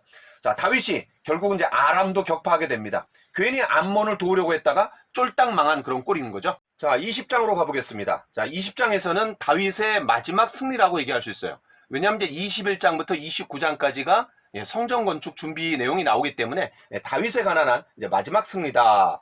자, 특별히 1절에 의미심장한 내용이 나오죠. 해가 바뀌어 왕들이 출전할 때가 되매, 자, 사무엘하 11장에 요 내용이 반복이 되면서 요 내용이 나오면서 이제 두 가지 사건이 나오죠. 다윗이 날개 없는 추락을 하게 된 그런 밧세바 사건, 그리고 이제 우리아를 암몬 사람을 통해 갖고 죽이는, 살인하게 되는 그런 사건이 나오는데 1절에서 해가 바뀌어 왕들이 출전할 때가 되매 요 내용만 언급했을 뿐이지 사실 역대상에서는 그런 두 가지 사건이 다 생략되어 있습니다. 왜냐하면 이제 역대상하는 그런 성전이 중심이고 그 성전을 잘 준비시켰던 두 왕 다윗과 솔로몬을 부각시키는 거잖아요. 굳이 부정적인 얘기를 할 필요가 없는 거죠. 자, 그래서 이제 암몬을 제압합니다. 자, 이 암몬을 제압하는 게 아까 말씀드렸던 그런 밧세바 사건, 그 다음에 우리아 사건이 이제 생략돼서 나오는 거죠. 그러니까 그게 생략되고 이제 암몬을 제압했다. 이거는 뭐를 얘기해 주는 거예요? 하나님께서 그런 밧세바 사건에 대해서 회개했던 다윗을 용서해 주셨다라는 하나님의 표징인 거죠. 자, 그 다음에 이제 블레셋을 격파하는 내용이 납니다. 그런데 흥미로운 사실은 거인족들에 대한 승리예요. 자, 여러분 성경에서 보면요, 이 거인족들이 몇 번 등장합니다. 자, 제일 먼저 거인족이 등장하는 게 이제 창세기 6장에 이제 네피림들이 나와요. 자, 두 번째가 민수기 13장 33절에 가나안 정탐꾼이 그런 10명의 보고가 뭐냐면은 그 가나안에 거인들이 있다라는 거예요. 자, 제가 한번 읽어보겠습니다. 네피림 후손인 아낙 자손의 거인들을 보았나니 우리는 스스로 보기에도 메뚜기 같으니 그들이 보기에도 그와 같았을 것이라. 자, 이렇게 그런 아낙 자손의 후손 네피림, 바로 거인족들을 이야기합니다.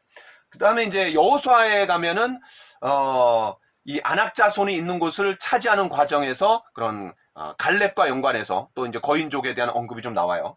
자, 그리고 다윗이 물리친 골리앗, 사무엘상 17장에 그것도 이제 거인족이죠. 그 다음에 이제 여기서 그 역대상 20장에서 이제 거인족들에 대한 이야기가 나옵니다. 자, 이런 거 보면은 우리의 삶 가운데서도 그럼 어떻게 해볼 수 없는 너무나 커 보이는 그런 거인족과 같은 그런 방해물들이 있죠. 마귀가 그런 거인족들을 우리 앞에 이제 갖다 놓습니다. 자, 내가 상대하기에 커 보이는 것들이죠. 그러나 전쟁이 하나님께 속한 것이기 때문에, 내가 속한 것이 아니기 때문에 바로 우리가 여기서 승리할 수 있는 또 근거가 되는 거고, 또 하나님께서 앞서 싸워 나가 주시기 때문에 다윗이 계속해서 승승장구했다 그랬잖아요. 하나님이 앞서 싸워 나가 주십니다. 또 문제보다 더 크신 하나님, 그 하나님을 우리가 의지할 때 아무리 우리 앞에 놓여져 있는 그런 거인족들이 있다 할지라도 승리할 수 있다는 것을 어떤 영적 전쟁인 차원에서 우리가 적용할 수 있는 것 같습니다. 자, 여기까지 하겠습니다. 그리고 다음 시간부터는 21장부터 29장까지 성전 건축 준비를 다루는 내용으로 들어가도록 하겠습니다. 감사합니다. 안녕하세요. 역상남, 역대상을 읽어주는 남자. 이 시간에는 역대상 21장부터 24장까지 4장을 다루겠습니다. 여러분, 역대상은 크게 세 부분으로 나눠지죠. 1장부터 9장까지는 족보, 그리고 10장부터 20장까지는 사무엘 하와 평행을 이루면서 다윗 이야기가 나옵니다. 그리고 21장부터 29장까지는 성전 건축 준비라고 할 수 있습니다. 자, 지금까지 이 사무엘 하와 비교해 봤을 때 다윗의 밝은 면만 부각시키고 어두운 그런 그림자는 다 삭제했습니다. 자, 그럼에도 불구하고 사무엘하 24장에 나와 있는 다윗의 잘못, 인구조사의 내용이 역대상 21장에서 등장합니다. 자, 그럼 왜 이것만 기록했을까요? 다윗의 어떤 실책이고 또 어두운 그림자인데, 어두운 그늘인데 이걸 왜 기록했을까요? 예, 바로 성전 건축하고 연관되기 때문에 이거는 기록할 수밖에 없었습니다. 자, 그럼 좀 더 자세하게 한번 살펴보도록 하죠. 자, 21장은 아까 말씀드렸던 것처럼 사무엘하 24장하고 이제 평행을 이루는데요. 대략 네 가지만 좀 살펴보도록 하겠습니다. 이미 앞에서 우리가 봤기 때문에. 여러분, 사무엘하 24장 1절에서는 이렇게 얘기합니다. 여호와께서 다시 이스라엘을 향하여 진노하사 그들을 치시려고 다윗을 격동시키사 가서 이스라엘과 유다의 인구를 조사하라 하신지라. 자, 여기 이스라엘을 향해서 하나님이 진노하셨다라는 거예요. 자, 그러면 왜 진노하셨을까요? 바로 사무엘하 15장에 나와 있는 압살롬의 반역에 북쪽 이스라엘이 가담한 사건, 그리고 사무엘하 20장에서 그 세바가 반란을 일으켰을 때 또 북쪽 이스라엘이 가담한 사건을 가지고 하나님이 이제 진노하신 거죠. 자, 그래서 그들을 심판하시기 위해서 다윗을 격동시켜 갖고 다윗으로 하여금 이스라엘과 유다의 인구를 조사하라고 하나님이 그렇게 부추겼다라는 거예요. 자, 그런데 역대상 21장 1절은 또 이렇게 얘기합니다. 사탄이 일어나 이스라엘을 대적하고 다윗을 충동하여 이스라엘을 계수하게 하니라. 자, 그러니까 그 하나님이 심판하시려고 할 때 그 다음에 이 사탄이 다윗을 충동했다라는 거예요. 그러니까 사무엘하 24장에서는 사탄이 등장하지 않는데 하나님께서 이스라엘을 심판하려고 할 때 그 다음에 사단이 개입해 갖고 바로 다윗으로 하여금 그런 유혹을 받아 갖고 죄를 짓도록 만들었다라는 거예요. 물론 이제 유혹을 받아도 죄를 짓지 않을 수 있는 거죠. 머리 위에 까마귀가 날아다녀도 그 둥지를 틀지 못하기만 하면 되는 거 아니에요. 그런데 이제 둥지를 틀게 하는 거는 내 잘못인 거죠. 다시 말해서 그런 유혹이 있었지만 그거를 허용한 게 다윗이었습니다. 그래서 결국은 이제 인구 조사를 하는 거죠. 그래서 17절에도 다윗이 뭐라고 얘기합니까? 하나님께 아뢰되 명령하여 백성을 계수하게 한 자가 내가 아니니까 범죄하고 악을 행한 자는 곧 나이니이다. 이 양떼는 무엇을 행하였나이까? 라고 하면서 바로 자신의 잘못을 인정하고 있습니다. 자, 그래서 그 사무엘하 24장 1절과 또 역대상 21장 1절에 그런 사탄의 등장에 대해서 그런 시간 순서로 여러분 이해하시면 좋을 것 같습니다. 자, 그 다음에 이제 5절에 보니까 사무엘하에서는 그런 인구 조사의 결과 이스라엘은 80만 명이고 유다는 50만 명입니다. 자, 그런데 역대상 21장에서는 이스라엘은 110만으로 30만이 늘었어요. 그 다음에 유다는 50만에서 3만 명이 줄어갖고 47만 명입니다. 왜 이런 차이가 있을까요? 자, 이거는 이제 우리가 어떻게 해결하냐면은 사무엘하 24장 9절에 이렇게 얘기하고 있어요. 이스라엘에서 칼을 빼는 담대한 자. 요 표현이 들어갔습니다. 반면에 5절에 보면 이스라엘 중에 칼을 뺄 만한 자. 자, 그래서 이 30만 명이 더해지는 거예요. 그러니까 사무엘 하에서는 더 정예화된 부대를 얘기하는 거고, 그 다음에 이제 역대상 21장에서는 이스라엘 중에 칼을 뺄 만한 모든 사람을 합하다 보니까는 이제 30만이 더 추가되는 겁니다. 또 하나는 유다에서 3만이 적은데 이제 6절을 우리가 보면은 요압이 왕의 명령을 마땅치 않게 여겨 레위와 베냐민 사람은 계수하지 아니하였더라. 자, 그러니까 이 요압이 아직 정확한 계수가 끝나지 않은 거예요. 그러다 보니까 3만 명이 누락이 됐다라고 우리가 이해하시면 좋을 것 같습니다. 자, 그래서 사무엘하 24장하고 역대상 21장의 어떤 충돌되는 내용이 성경의 어떤 잘못이 아니라 우리가 그것을 좀 더 깊이 이해하려고 하면은 다 풀어진다라는 거죠. 자, 그 다음에 이제 12절. 하나님께서 그런 인구조사한 다윗에게 이제 세 가지 심판을 주시고 그걸 선택하라고 합니다. 첫 번째가 뭐냐요? 3년 기근. 두 번째가 세 달을 적군에게 패해서 적군의 칼에 쫓기는 거예요. 그 다음 마지막 세 번째가 이제 3일간의 전염병이죠. 자, 그런데 사무엘하 7장 13절에서는 제일 처음에 7년 기근입니다. 자, 이걸 우리가 이제 어떻게 또 해결할까요? 그러니까 갓 선지자가 처음에 다윗에게 갔을 때는 7년이었습니다. 자, 그런데 이제 다윗이 그거를 놓고 하나님 앞에 이제 간절히 기도했겠죠. 그래서 하나님께서 3년으로 이제 감해 주시는 거예요. 그래서 역대상 21장에서는 3년, 3달, 3일 이렇게 이제 운이 맞춰지는 것 같습니다. 자, 그 다음에 25절을 보세요. 그 턱값으로 금 600세겔을 달아 오르난에게 주고. 자, 그런데 사무엘하 24장 24절에서는 은 50세겔에 샀다 그랬어요. 그런데 타작마당과 소를 50세겔에 산 거예요. 은 50세겔. 너무나 큰 차이가 있죠. 금 600세겔하고 은 50세겔하고 큰 차이가 있습니다. 자, 그러면 이걸 어떻게 해결해야 되나? 역대상 25절에서는 그 턱값으로 라고 했기 때문에 그 타작마당과 소를 포함한 지역 전체를 산 가격으로 여러분 이해하시면 좋을 것 같아요. 왜냐하면 거기다가 이제 성전을 짓고 그 지역 전체를 어떤 종교적인 목적으로 사용하기 위해서 마지막 어떤 결과의 시점에서 금 600세겔을 주고 샀다 이렇게 생각하시면 되고, 바로 그 당시의 시점에서 그 터와 그 다음에 소를 산 거는 은 60세겔이다 50세겔이다. 여러분 이렇게 이해하시면 좋을 것 같습니다. 자, 그러면 이제 21장까지 이제 다윗의 그런 잘못과 또 다윗의 이야기들이 이제 나와요. 자, 그 다음에 이제 22장으로 가보겠습니다. 자, 22장과 23장은 이렇게 이해하시면 돼요. 22장에서는 성전 건축을 위한 물자 준비이고 또 거기에 부합되는 어떤 노동자들, 건축가들을 준비한 거라면 23장은 그거를 관리해야 될 레위인들을 얘기하고 있고, 그 다음에 성전에서 섬기는 그런 레위인들에 대한 이야기가 나와 있습니다.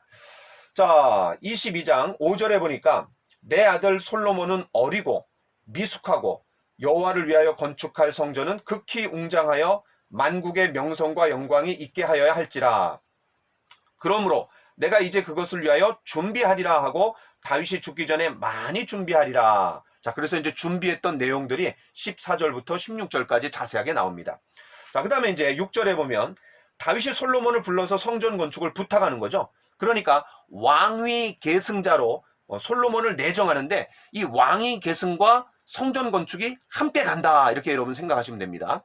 자, 그 다음에 8절에서는 성전 건축할 마음이 있었지만 하나님 앞에 그걸 제안해요. 근데 이제 거절당하죠. 그 이유가 뭡니까? 바로 피를 많이 흘렸다라는 거죠. 이 다윗은 군인이었기 때문에 그런 정복 전쟁의 과정에서 피를 많이 흘렸어요. 그러나 그 토대 위에서 솔로몬은 안정 시기에 이제 하나님의 성전을 건축할 수 있는 그런 준비가 다 닦여진 거죠. 자, 그래서 여러분 그런 군인보다는 안정된 시기에 솔로몬을 통해서 하나님이 성전을 건축하기를 바라셨다라는 거 이렇게 이해하시면 좋을 것 같습니다. 자, 그 다음에 이제 7절부터 16절까지는 다윗이 솔로몬에게 한 말이죠. 핵심이 뭐예요? 성전을 건축하라라는 겁니다. 그리고 이제 17절부터 19절까지는 다윗이 이스라엘 모든 방백에게 이런 말이죠. 왜냐하면 이제 솔로몬을 왕위 계승자로 결정을 했고 또 그를 통해서 성전 건축이 이루어지기 때문에 그들의 역할이 뭐예요? 바로 솔로몬을 잘 도와서 성전을 잘 건축해라 라는 그런 말입니다. 자, 여러분 22장 1절 여호와 하나님의 성전이요 이스라엘의 번제단이라. 그러니까 21장에서 오르난의 타작마당에 번제를 드림으로 말미암아 거기에서 이제 재앙이 그치게 되는데 거기가 모리아산이고 그리고 거기에 예루살렘 성전이 세워지는 거죠. 그거를 이제 선포한 말씀이다. 이렇게 생각하면 좋을 것 같습니다. 자, 그 다음에 이제 23장으로 가봅시다. 아까 말씀드렸던 것처럼 22장은 그런 성전 건축 재료와 그런 노동자들 또 건축가들이 준비됐다라고 한다면 23장에서는 그런 성전 건축을 주도할 레위인들 또 성전에서 섬길 자들을 준비시키는 내용이다 이렇게 보시면 좋을 것 같아요. 자, 그래서 23장에서는 이제 성전에서 섬길 조직과 직무들을 얘기하는데 특별히 레위인들에 대한 이야기가 많이 나옵니다. 여러분 족보에서도 레위인들에 대한 이야기가 중요한 어떤 부분을 차지한다라고 제가 말씀드렸죠. 왜냐하면 역대상하가 성전과 연관된 내용이기 때문에 그 성전이 있으면 그 성전에서 섬길 사람들이 필요하잖아요. 자, 그래서 23장에서는 레위인들을 얘기하고 있고 그 다음에 24장에서는 제사장들을 얘기합니다. 그런데 24장의 마지막 부분에서는 또 레위인들에 대한 이야기를 해요. 그러니까 그 레위인과 레위인 사이에 아론 계열을 감싸고 있는 구조죠.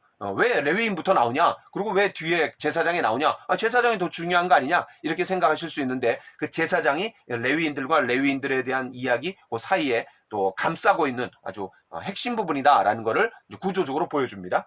자, 그 다음에 이제 25장이 찬송을 담당하는 사람들에 대한 조직이 나와요. 그리고 이제 26장에서는 성전 문지기와 또 성전 곡간 담당자들. 그러니까 거기에 이제 성구도 있고 성물도 있고 또 봉헌된 여러 전리품들이 이제 들어가는 곳이죠. 자, 그래서 23장부터 26장까지가 레위인들하고 연관되는 거죠. 결국 제사장들도 이제 레위인들이잖아요. 자, 그렇게 여러분 보시면 좋을 것 같고, 이런 종교적인 그 조직에 대해서는 23장부터 26장까지 이렇게 좀 길게 다룹니다. 자, 그런데 그 반면에 국가 정부 그다음에 행정 조직에 대해서는 27장 딱 한 장만 다루고 있는 거예요. 자, 그런 것도 성전에 더 무게 중심이 가 있다라는 것을 보여주는 반증이 되겠죠. 자, 이제 늙은 다윗이 솔로몬에게 왕위를 물려줍니다. 아까 말씀드렸던 것처럼 왕위 계승과 성전 건축이 같이 간다라는 거예요. 성전하고 그만큼 성전이 중요하다라는 거죠. 이스라엘 모든 방백과 제사장과 레위 사람들을 다윗이 이제 모읍니다. 자, 그래서 23장에서는 이제 레위 사람들에 관한 내용이 이제 전개돼요. 자, 6절에 보니까 레위의 세 자녀, 그래갖고 이제 족보들이 쫙 나와요. 여러분, 레위의 세 자녀 반드시 기억해야 됩니다. 무라리, 게르손, 고핫 또는 그핫이라고도 합니다. 이 세 사람이 레위의 자손으로서 나중에 이제 민수기 3장에 보면은 그 게르손은 천계통의 그런 성막하고 연관된 것들을 옮기는 자고, 그 다음에 고핫, 또 그핫이라고도 하죠. 채가 있는 거. 그래서 언약궤를 비롯해서 중요한 것들이 여기에 다 포함됩니다. 채에다가 고리를 연결해 갖고 고리를 연결해서 그 채를 넣어 갖고 이제 옮기는 거죠. 메고 옮기는 거죠. 자, 그 다음에 무라리는 널판, 기둥, 무거운 것들이 다 여기에 해당됩니다. 그래서 이제 수레도 주고 그래요. 자, 그래서 민수기 23장에서 성막을 옮길 때마다 요 레위의 세 자손들이 해야 되는 역할이 잘 구분이 되어 있다라는 거 여러분 염두에 두시면 좋을 것 같습니다. 특별히 이제 모세와 아론은 그러면 어디에 포함되어 있냐? 레위 자손이잖아요. 레위인 한 남자와 레위인 한 여자가 만나갖고 이제 모세가 탄생하잖아요. 출애굽기 2장에 보면. 자, 그핫 족속입니다. 고핫 족속이에요. 자, 그 다음에 이제 26절 보니까 다시는 성막과 그 가운데서 쓰는 모든 기구를 맬 필요가 없다 한지라. 왜 그래요? 성막 시대에서 성전 시대로 옮겨진 거죠. 그러니까 이동식에서 고정식으로 바뀌었기 때문에 이제 더 이상 맬 필요가 없다라고 얘기하는 겁니다. 직무의 전환이 일어나는 거죠. 자, 그 다음에 27절에 보니까 3절에서는 레위인들을 계수할 때 30세 이상이었어요. 자, 그런데 27절에서는 20세 이상으로 나이가 낮춰지면서 인구가 더 많아집니다. 그러니까 레위 족속으로서 성전에서 일할 사람들이 더 많아지는 거죠. 왜 그래요? 이동식에서 고정식으로 바뀌었기 때문에 그런 전환에 대비해서 직무가 더 늘어났을 거다라고 우리가 추측해 보는 것은 지극히 정상적인 거죠. 자, 그래서 그 직무의 내용이 28절부터 32절까지 자세하게 나오고 있습니다. 자, 그 다음에 이제 마지막 24장입니다. 자, 여러분, 22장에서는 물자, 그 다음에 노동자, 그 다음에 그거를 관리할 레위인들이 23장, 그 다음에 24장에서는 제사장들을 얘기하고 그 직분을 얘기하는 거예요. 자, 그런데 아론이 이제 제사장의 그런 대장이었잖아요. 그 네 아들이 있는데 나답과 아비후, 엘르아살, 이다말, 이 네 아들이 이제 제사장 직무를 하는 거예요. 자, 그런데 여러분 레위기 10장에서 그 아론이 제사장 위임식을 하고 이제 그 다음에 이 나답과 아비후가 다른 불로 분향을 해갖고 그냥 즉사한 적이 있어요. 불은 어디에서 가져와야 되냐면 번제단 아래에서만 가져와야 됩니다. 그런데 어디 그냥 엄한 데서 가져왔나 봐요. 그러니까 하나님의 거룩이 이제 충돌을 일으켜갖고 즉사하는 거예요. 여러분 우사가 언약궤가 움직일 때 손으로 만져갖고 이제 즉사한 것도 있고, 또 베세메스 사람들이 그럼 뭐 구경하듯이 하나님의 언약궤를 보다가 70명이 죽은 그런 사건들이 있는 거죠. 자, 그래서 이 하나님의 그런 언약궤, 그리고 하나님의 성전에서 일하는 사람들에 대한 하나님의 아주 엄격한 잣대, 기준을 들이대시는 걸 우리가 좀 생각해 볼 수 있습니다. 자, 어쨌든 이제 나답과 아비후가 죽었어요. 자, 그러면 엘르아살과 이다말이 있는데 그 엘르아살의 후손은 16명이고 그 다음에 이다말의 자손은 8명이에요. 왜 이렇게 차이가 있을까요? 아마 그 사울이 그런 다윗을 죽이려고 그런 다윗이 제사장에게 이제 숨어 들어갔을 때 그거는 이제 꼰질른 사람이 있어갖고 다 그냥 죽여버렸잖아요. 아마 그럴 때 이런 차이가 좀 나지 않았을까라고 좀 추측해 봅니다. 아마 사무엘상 21장, 20장 거기에 이제 나와 있는 내용입니다. 자, 그래서 어쨌든 16명과 8명인데 24명이죠. 근데 이 24명이 1년 12달을 섬겼기 때문에 아마 보름마다 한 명씩 바뀌었을 것 같아요. 근데 그거를 제비를 뽑아서 했기 때문에 아무나 뭐 차등을 두지 않았다라는 거죠. 자, 여기 이제 제비 뽑기가 들어갔습니다. 여러분 누가복음 1장에 보면은 세례 요한의 아버지가 이제 제사장이었죠. 바로 사가랴가 있는데 거기 뭐라고 나와 있냐면 그런 반열의 차례대로, 이 반열이라는 게 뭐예요? 24반열이죠. 24명이니까. 그런 24반열의 차례대로 제사장 직무를 행했다라는 내용이 나오는데 이렇게 연관해서 보시면 좋을 것 같습니다.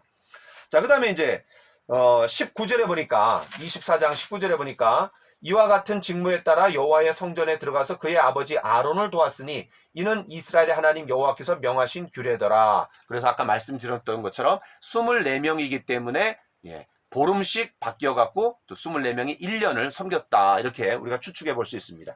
자, 그 다음 이제 20절부터 31절까지 보면은,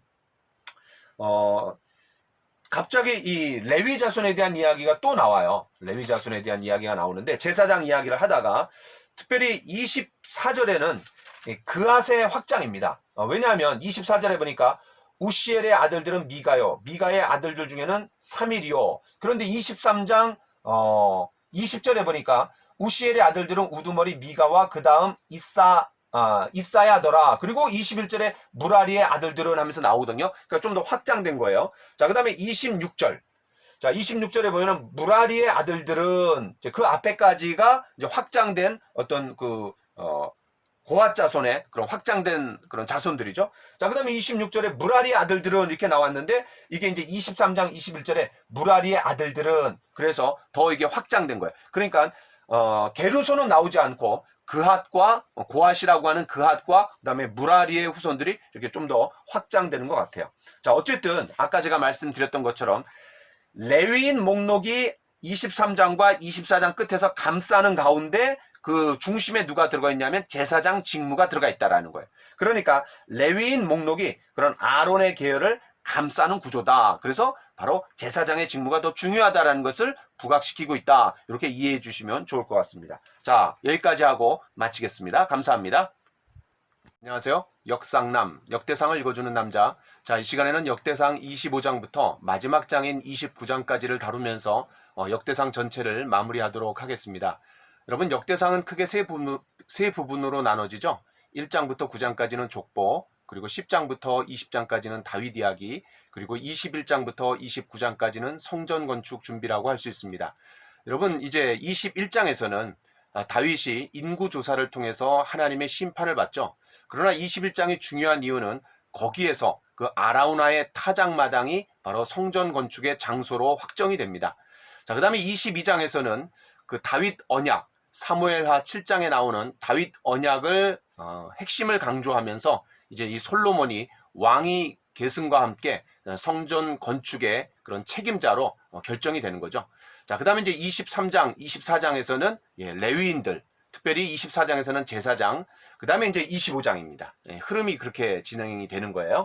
자, 25장부터 좀 보도록 하겠습니다.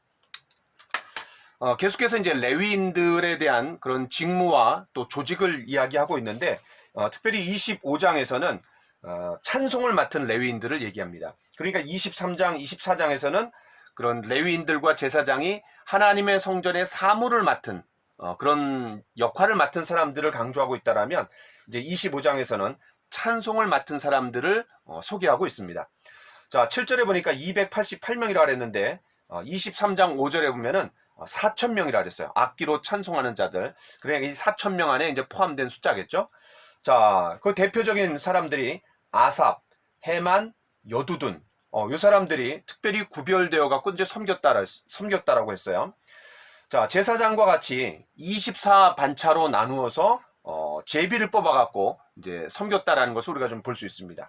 자, 그런데 이제 2절과 3절과 6절에 보면은 아삽의 지휘 아래, 그리고 여두둔의 지휘 아래, 그리고 그들의 아버지 헤만이죠. 헤만의 지휘 아래. 그러니까 어떤 질서 속에서 그런 사역이 잘 이루어지고 있다는 것을 우리가 좀 볼 수 있습니다. 자, 그 다음에 이제 6절에 보니까 아삽과 여두둔과 헤만은 왕의 지휘 아래 있었으니, 그러니까 왕의 지휘, 다윗의 지휘, 이런 걸 보면 이제 다윗이 그런 하나님의 성전의 제의 또는 예배의 창시자라고 할 수 있는 거죠. 다윗 왕, 그 다음에 이제 레위인들, 그 다음에 거기 밑에 있는 찬송하는 사람들이 어떤 그런 질서 속에 사역이 이루어졌다라는 것을 우리가 좀 볼 수 있습니다. 자, 그 다음에 이제 26장으로 가보겠습니다. 자, 26장에서는 이제 성전 문지기와 곡간을 맡은 자들인데, 23장부터 25장까지가 성전 안에서 섬기는 자들이라고 한다라면, 이 성전 문지기는 이제 성전 바깥에서 섬기는 자들이라고 할 수 있죠. 성전의 안내와 유지를 담당하는 사람들이었습니다. 자, 그런데 이제 5절에 우리가 익숙한 이름이 나오죠. 오벳 에돔. 자, 이게 뭐죠? 14장 13절 14절에 나왔던 것처럼 그런 하나님의 언약궤가 그 예루살렘에 안치되는 과정에서 처음에는 이제 실패하죠. 그 시도가. 그랬다가 이 하나님의 언약궤가 오벳 에돔의 집에 3달 동안 있으면서 굉장히 축복을 받습니다. 그것을 보면서 다시 예루살렘 성전으로 안치시키려고 했던 다윗의 2차 시도가 있게 되는 거죠.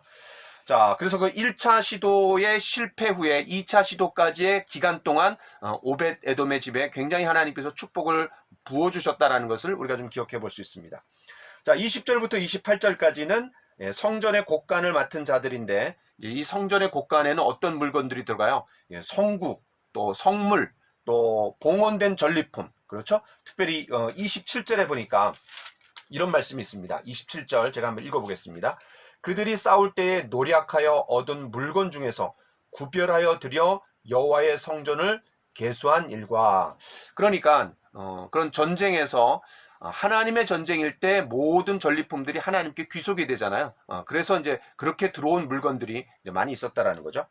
자, 그 다음에 29절부터 32절에 보면은 성전 바깥에서 이스라엘의 일을 다스리는 관원과 재판관, 그리고 여호와의 모든 일과 왕을 섬기는 일을 담당하는 사람들이 있는 거죠. 자, 그러니까 정치적이고 법적인 일과 연관된 사람들이고, 그리고 이제 군사적인 일과 연관된 사람들이, 또 레위 지파 중에서도 그런 역할을 하는 사람들이 있었다라는 것을 우리가 좀 생각해 볼 수 있습니다. 자, 여기까지 23장부터 26장까지 레위인들을 조직하고 있는 거예요. 그들의 직무를 소개하고요. 그러니까 성전과 관련된 레위인, 제사장의 그런 모든 조직이 갖춰졌는데 딱 한 가지 빠진 게 있습니다. 그게 뭐죠? 성전입니다. 이제 성전만 준비되면 완벽해지는 거죠. 자, 그 다음에 이제 27장으로 넘어가 보겠습니다. 자, 27장에서는 23장부터 26장까지가 레위인들을 조직한 그런 조직도라면, 이제 27장에서는 군사와 행정을 맡은, 그러니까 다윗 왕국의 통일 왕국의 군사와 행정을 맡은 사람들을 조직하고 있는 내용입니다. 그렇게 구분하시면 좋을 것 같아요. 그러니까 성전과 관계된 내용들이 훨씬 많은 거죠. 23장부터 26장까지니까 27장 한 장에서 군사와 행정과 연관된 사람들을 조직하는 겁니다. 자, 1절부터 15절에 보니까 24,000명이 한 개 반으로 1년 12달을 돌아가면서 섬겼다 그랬어요. 그러니까 월마다 교대했겠죠. 자, 그 다음에 16절부터 24절에 보니까 각 지파를 관할하는 그런 지도자들이 나옵니다. 자, 여기 보면은 갓과 아셀이 생략됐어요. 그리고 아론이 포함이 됩니다. 레위 지파를 얘기했는데 또 아론이 얘기돼요. 자, 이걸 우리가 어떻게 해결해야 될까? 한 가지는 그 서기관들이 필사하는 과정에서 생략했을 수 있는, 빠뜨렸을 수 있는 실수로 그런 어떤 가능성이 있고, 또 하나는 이미 여기에 12명이라는 완전수가 확보가 됐어요. 무슨 말이냐면, 여러분 16절부터 24절까지 보시면 루벤, 시몬, 레위, 근데 레위에서 아론이 더 붙었어요. 그러니까 1+1이에요. 그 다음에 유다, 이사갈, 스불론, 납달리, 에브라임, 므낫세 반, 서쪽에 있는 므낫세 반, 그 다음에 동쪽에 있는 므낫세 반, 그 다음에 베냐민, 단. 그러니까 이 요셉이 에브라임과 므낫세로 나눠지는 거잖아요. 자, 그래서 요셉이 2개 지파로 이제 확대됐고, 그 다음에 레위 지파가 아론이 이제 붙어갖고 결국은 그 갓과 아셀이 생략돼도 12이라는 숫자가 완전한 숫자인 이 12이 확보가 됐기 때문에 빠뜨리지 않았을까? 근데 정확하게 저도 잘 모르겠습니다. 이 부분은. 자, 그 다음에 왜 아론이 포함이 됐을까? 아마 이 레위와 아론을 따로 구분했던 것 같아요. 왜냐하면 레위 지파의 일이 있었고 특별히 고핫 자손의 후손이었던 이제 이 아론이 제사장의 역할을 맡았기 때문에 엄격하게 좀 구별하기 위해서 레위 지파도 얘기하지만 또 아론을 따로 빼갖고 이야기했던 것 같아요. 자, 그 다음에 이제 25절부터 31절까지 보면 그런 왕의 재산의 관리자들이 나오죠. 자, 그러니까 다윗이 솔로몬에게 그 나라를 넘겨줄 때 종교적으로, 정치적으로, 군사적으로, 그 다음에 경제적인 안정까지도 다 물려줬다라는 것을 우리가 좀 엿볼 수 있는 거죠. 자, 그런데 흥미로운 건요, 25절부터 31절까지 보면은 12명의 명단이 나옵니다. 그러니까 이 12이라는 숫자를 맞추는 게 좀 중요했던 것 같아요. 그래서 16절부터 24절까지 그런 각 지파의 그런 지도자들을 이야기하면서 갓과 아셀을 빼고도 이제 12이 딱 맞춰졌기 때문에 빼지 않았을까 그렇게 생각해 보게 됩니다. 자, 그 다음에 이제 32절부터 34절까지는 다윗의 행정부의 어떤 그런 관리자들 또 고문들 그런 사람들을 이제 이름을 언급하고 있는 거죠. 자, 그 다음에 이제 28장으로 넘어가 보겠습니다. 지금까지 성전에서 섬길 자들을 조직을 다 끝냈어요. 그리고 27장에서 국방과 행정에 연관된 조직까지도 끝냈어요. 자, 이제 28장에서는 그런 성전 건축을 담당해서 맡을 그런 사람을 구체적으로 책임자를 소개하는 거죠. 그게 누굽니까? 네, 바로 솔로몬입니다. 자, 그래서 1절부터 10절에 보니까 솔로몬을 성전 건축할 자로 이제 소개하는 거죠. 자, 그래서 왕위의 계승과 성전 건축이 같이 간다라는 것을 우리가 좀 볼 수 있습니다. 그만큼 중요하다라는 거죠. 자, 그 다음에 11절부터 19절에 보면은 그런 성전의 설계도를 솔로몬에게 이양합니다. 맡기는 거죠. 자, 출애굽기 25장에 보면은 그 성막을 만들 때도 모세가 그런 부살렐과 오홀리압에게 그런 설계도를 그 식양을 하나님께 받아갖고 그대로 전달했던 것처럼 바로 이제 성전의 설계도도 솔로몬에게 전수해 주는 거죠. 자, 여러분 출애굽기 25장 9절에 보니까 무릇 내가 내게 보이는 모양대로 장막을 짓고 기구들도 그 모양을 따라 지을지니라. 하나님이 다 알려주신 그대로 만드는 거였어요. 자, 그 다음에 출애굽기 25장 40절에서도 너는 삼과 이 산에서 내게 보인 양식대로 할지니라. 자, 그래서 이런 하나님이 알려주신 양식대로 이렇게 만들었다라는 표현이 이제 출애굽기 25장 이후에 계속해서 반복해서 나옵니다.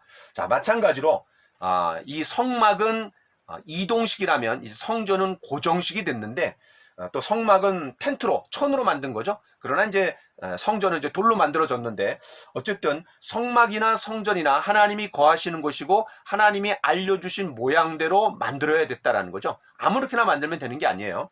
자, 19절에 보니까 이렇게 말합니다. 여호와의 손이 내게 임하여 이 모든 일의 설계를 그려서 나에게 알려주셨느니라. 바로 다윗의 어떤 마음속에서 생각 속에서 착안해낸 그런 아이디어가 아니라 하나님의 아이디어였던 거죠. 이걸 보면은 교회가 이제 성막과 성전이 어떤 교회의 모델이 되잖아요. 이 교회는 하나님의 아이디어라는 것을 우리가 좀 볼 수 있습니다. 자, 12절에서도 다윗이 영감으로 받았다라는 거예요. 하나님이 알려주신 것을 받아갖고 그대로 이제 설계도를 만들었다라는 거죠. 자, 그 다음에 이제 20절부터 21절에 보니까 솔로몬이 이런 성전 건축이 너무나 큰 일이기 때문에 이런 대업을 달성할 수 있도록 아주 작고 또 여리고 아주 부족함이 많은 솔로몬을 격려해 주는 겁니다.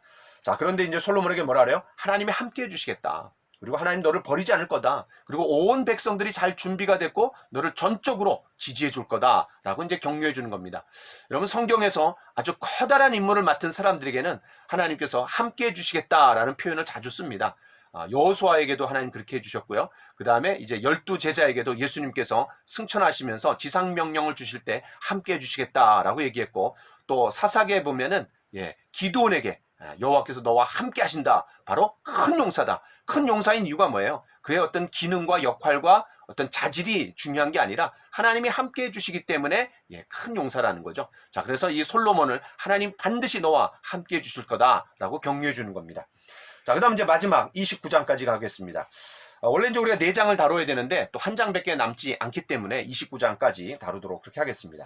자, 지금까지 21장부터 29장까지 성전 건축 준비라고 했어요. 자, 그런데 이 21장부터 29장까지 세 번에 걸쳐서 다윗의 연설이 나옵니다. 요게 이제 중요한 거죠.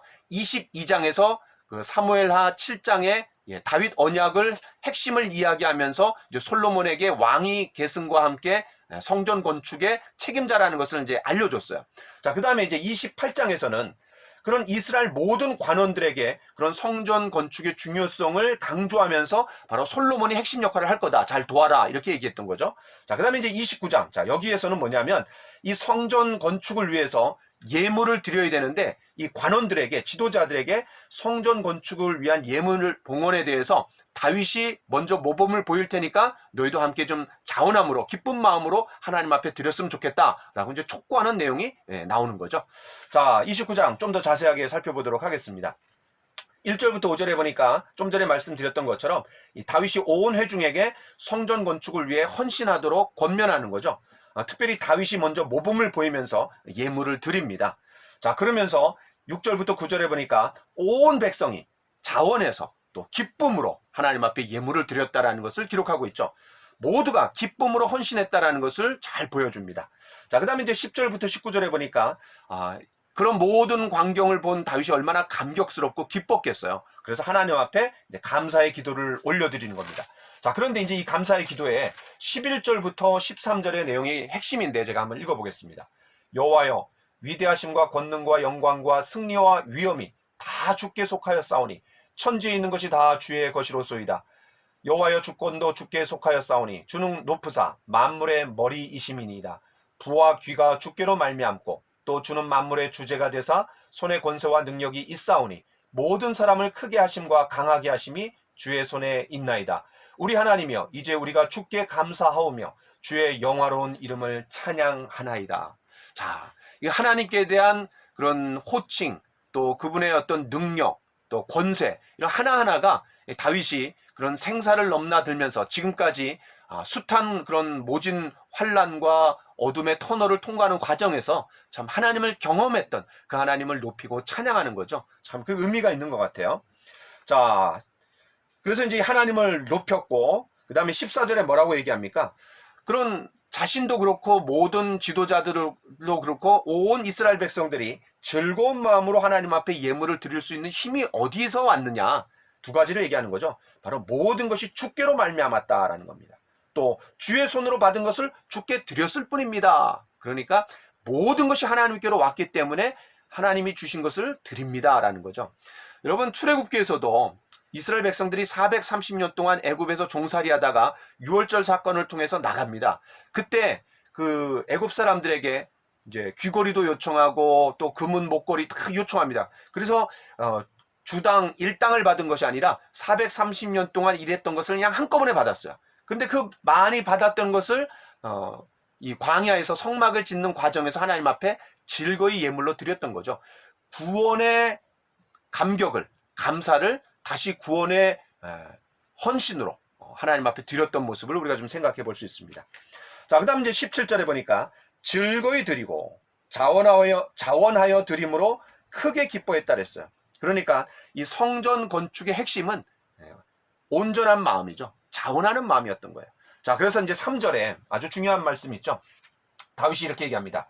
성전을 위하여 준비한 이 모든 것 외에도 내 마음이 내 하나님의 성전을 사모함으로 내가 사유한 금, 은으로 내 하나님의 성전을 위하여 드렸노니. 그러니까 지금까지 준비했던 모든 것, 그리고 하나님 앞에 자신의 사유 재산을 하나님 앞에 드렸는데, 이런 드릴 수 있었던 그 배경에는 그 앞에 깔려 있는 게 뭐냐?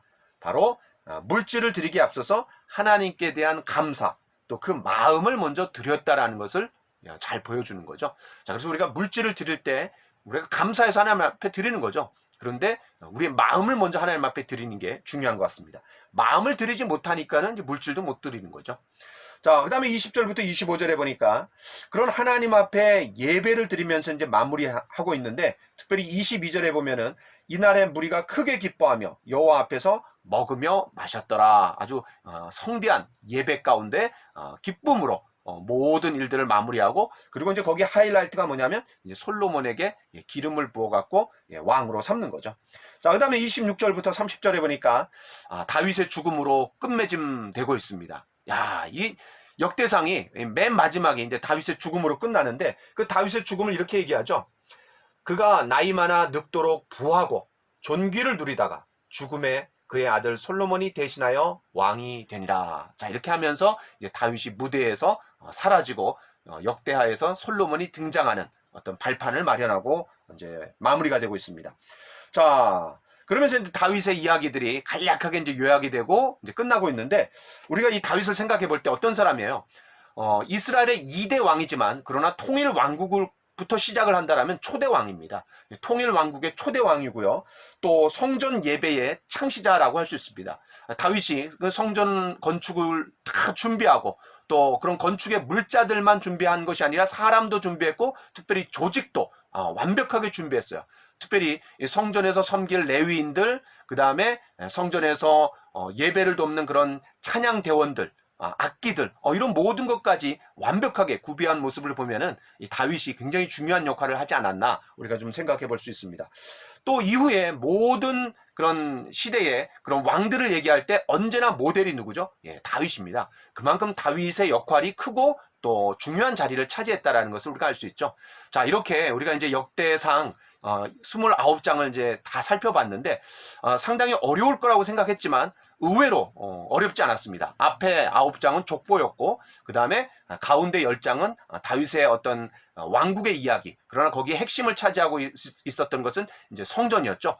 그 다음에 21장부터 29장까지 성전 건축 준비로서 다양한 조직을 미리 잘 갖추고 또 정비하고 그래서 솔로몬에게 넘겨줄 수 있는 준비를, 만반의 준비를 다 갖춘 이 다윗의 모습을 우리가 보았습니다. 자, 여기까지 하고 우리가 이제 역대하 들어가도록 그렇게 하겠습니다. 지금까지 수고 많으셨습니다. 감사합니다.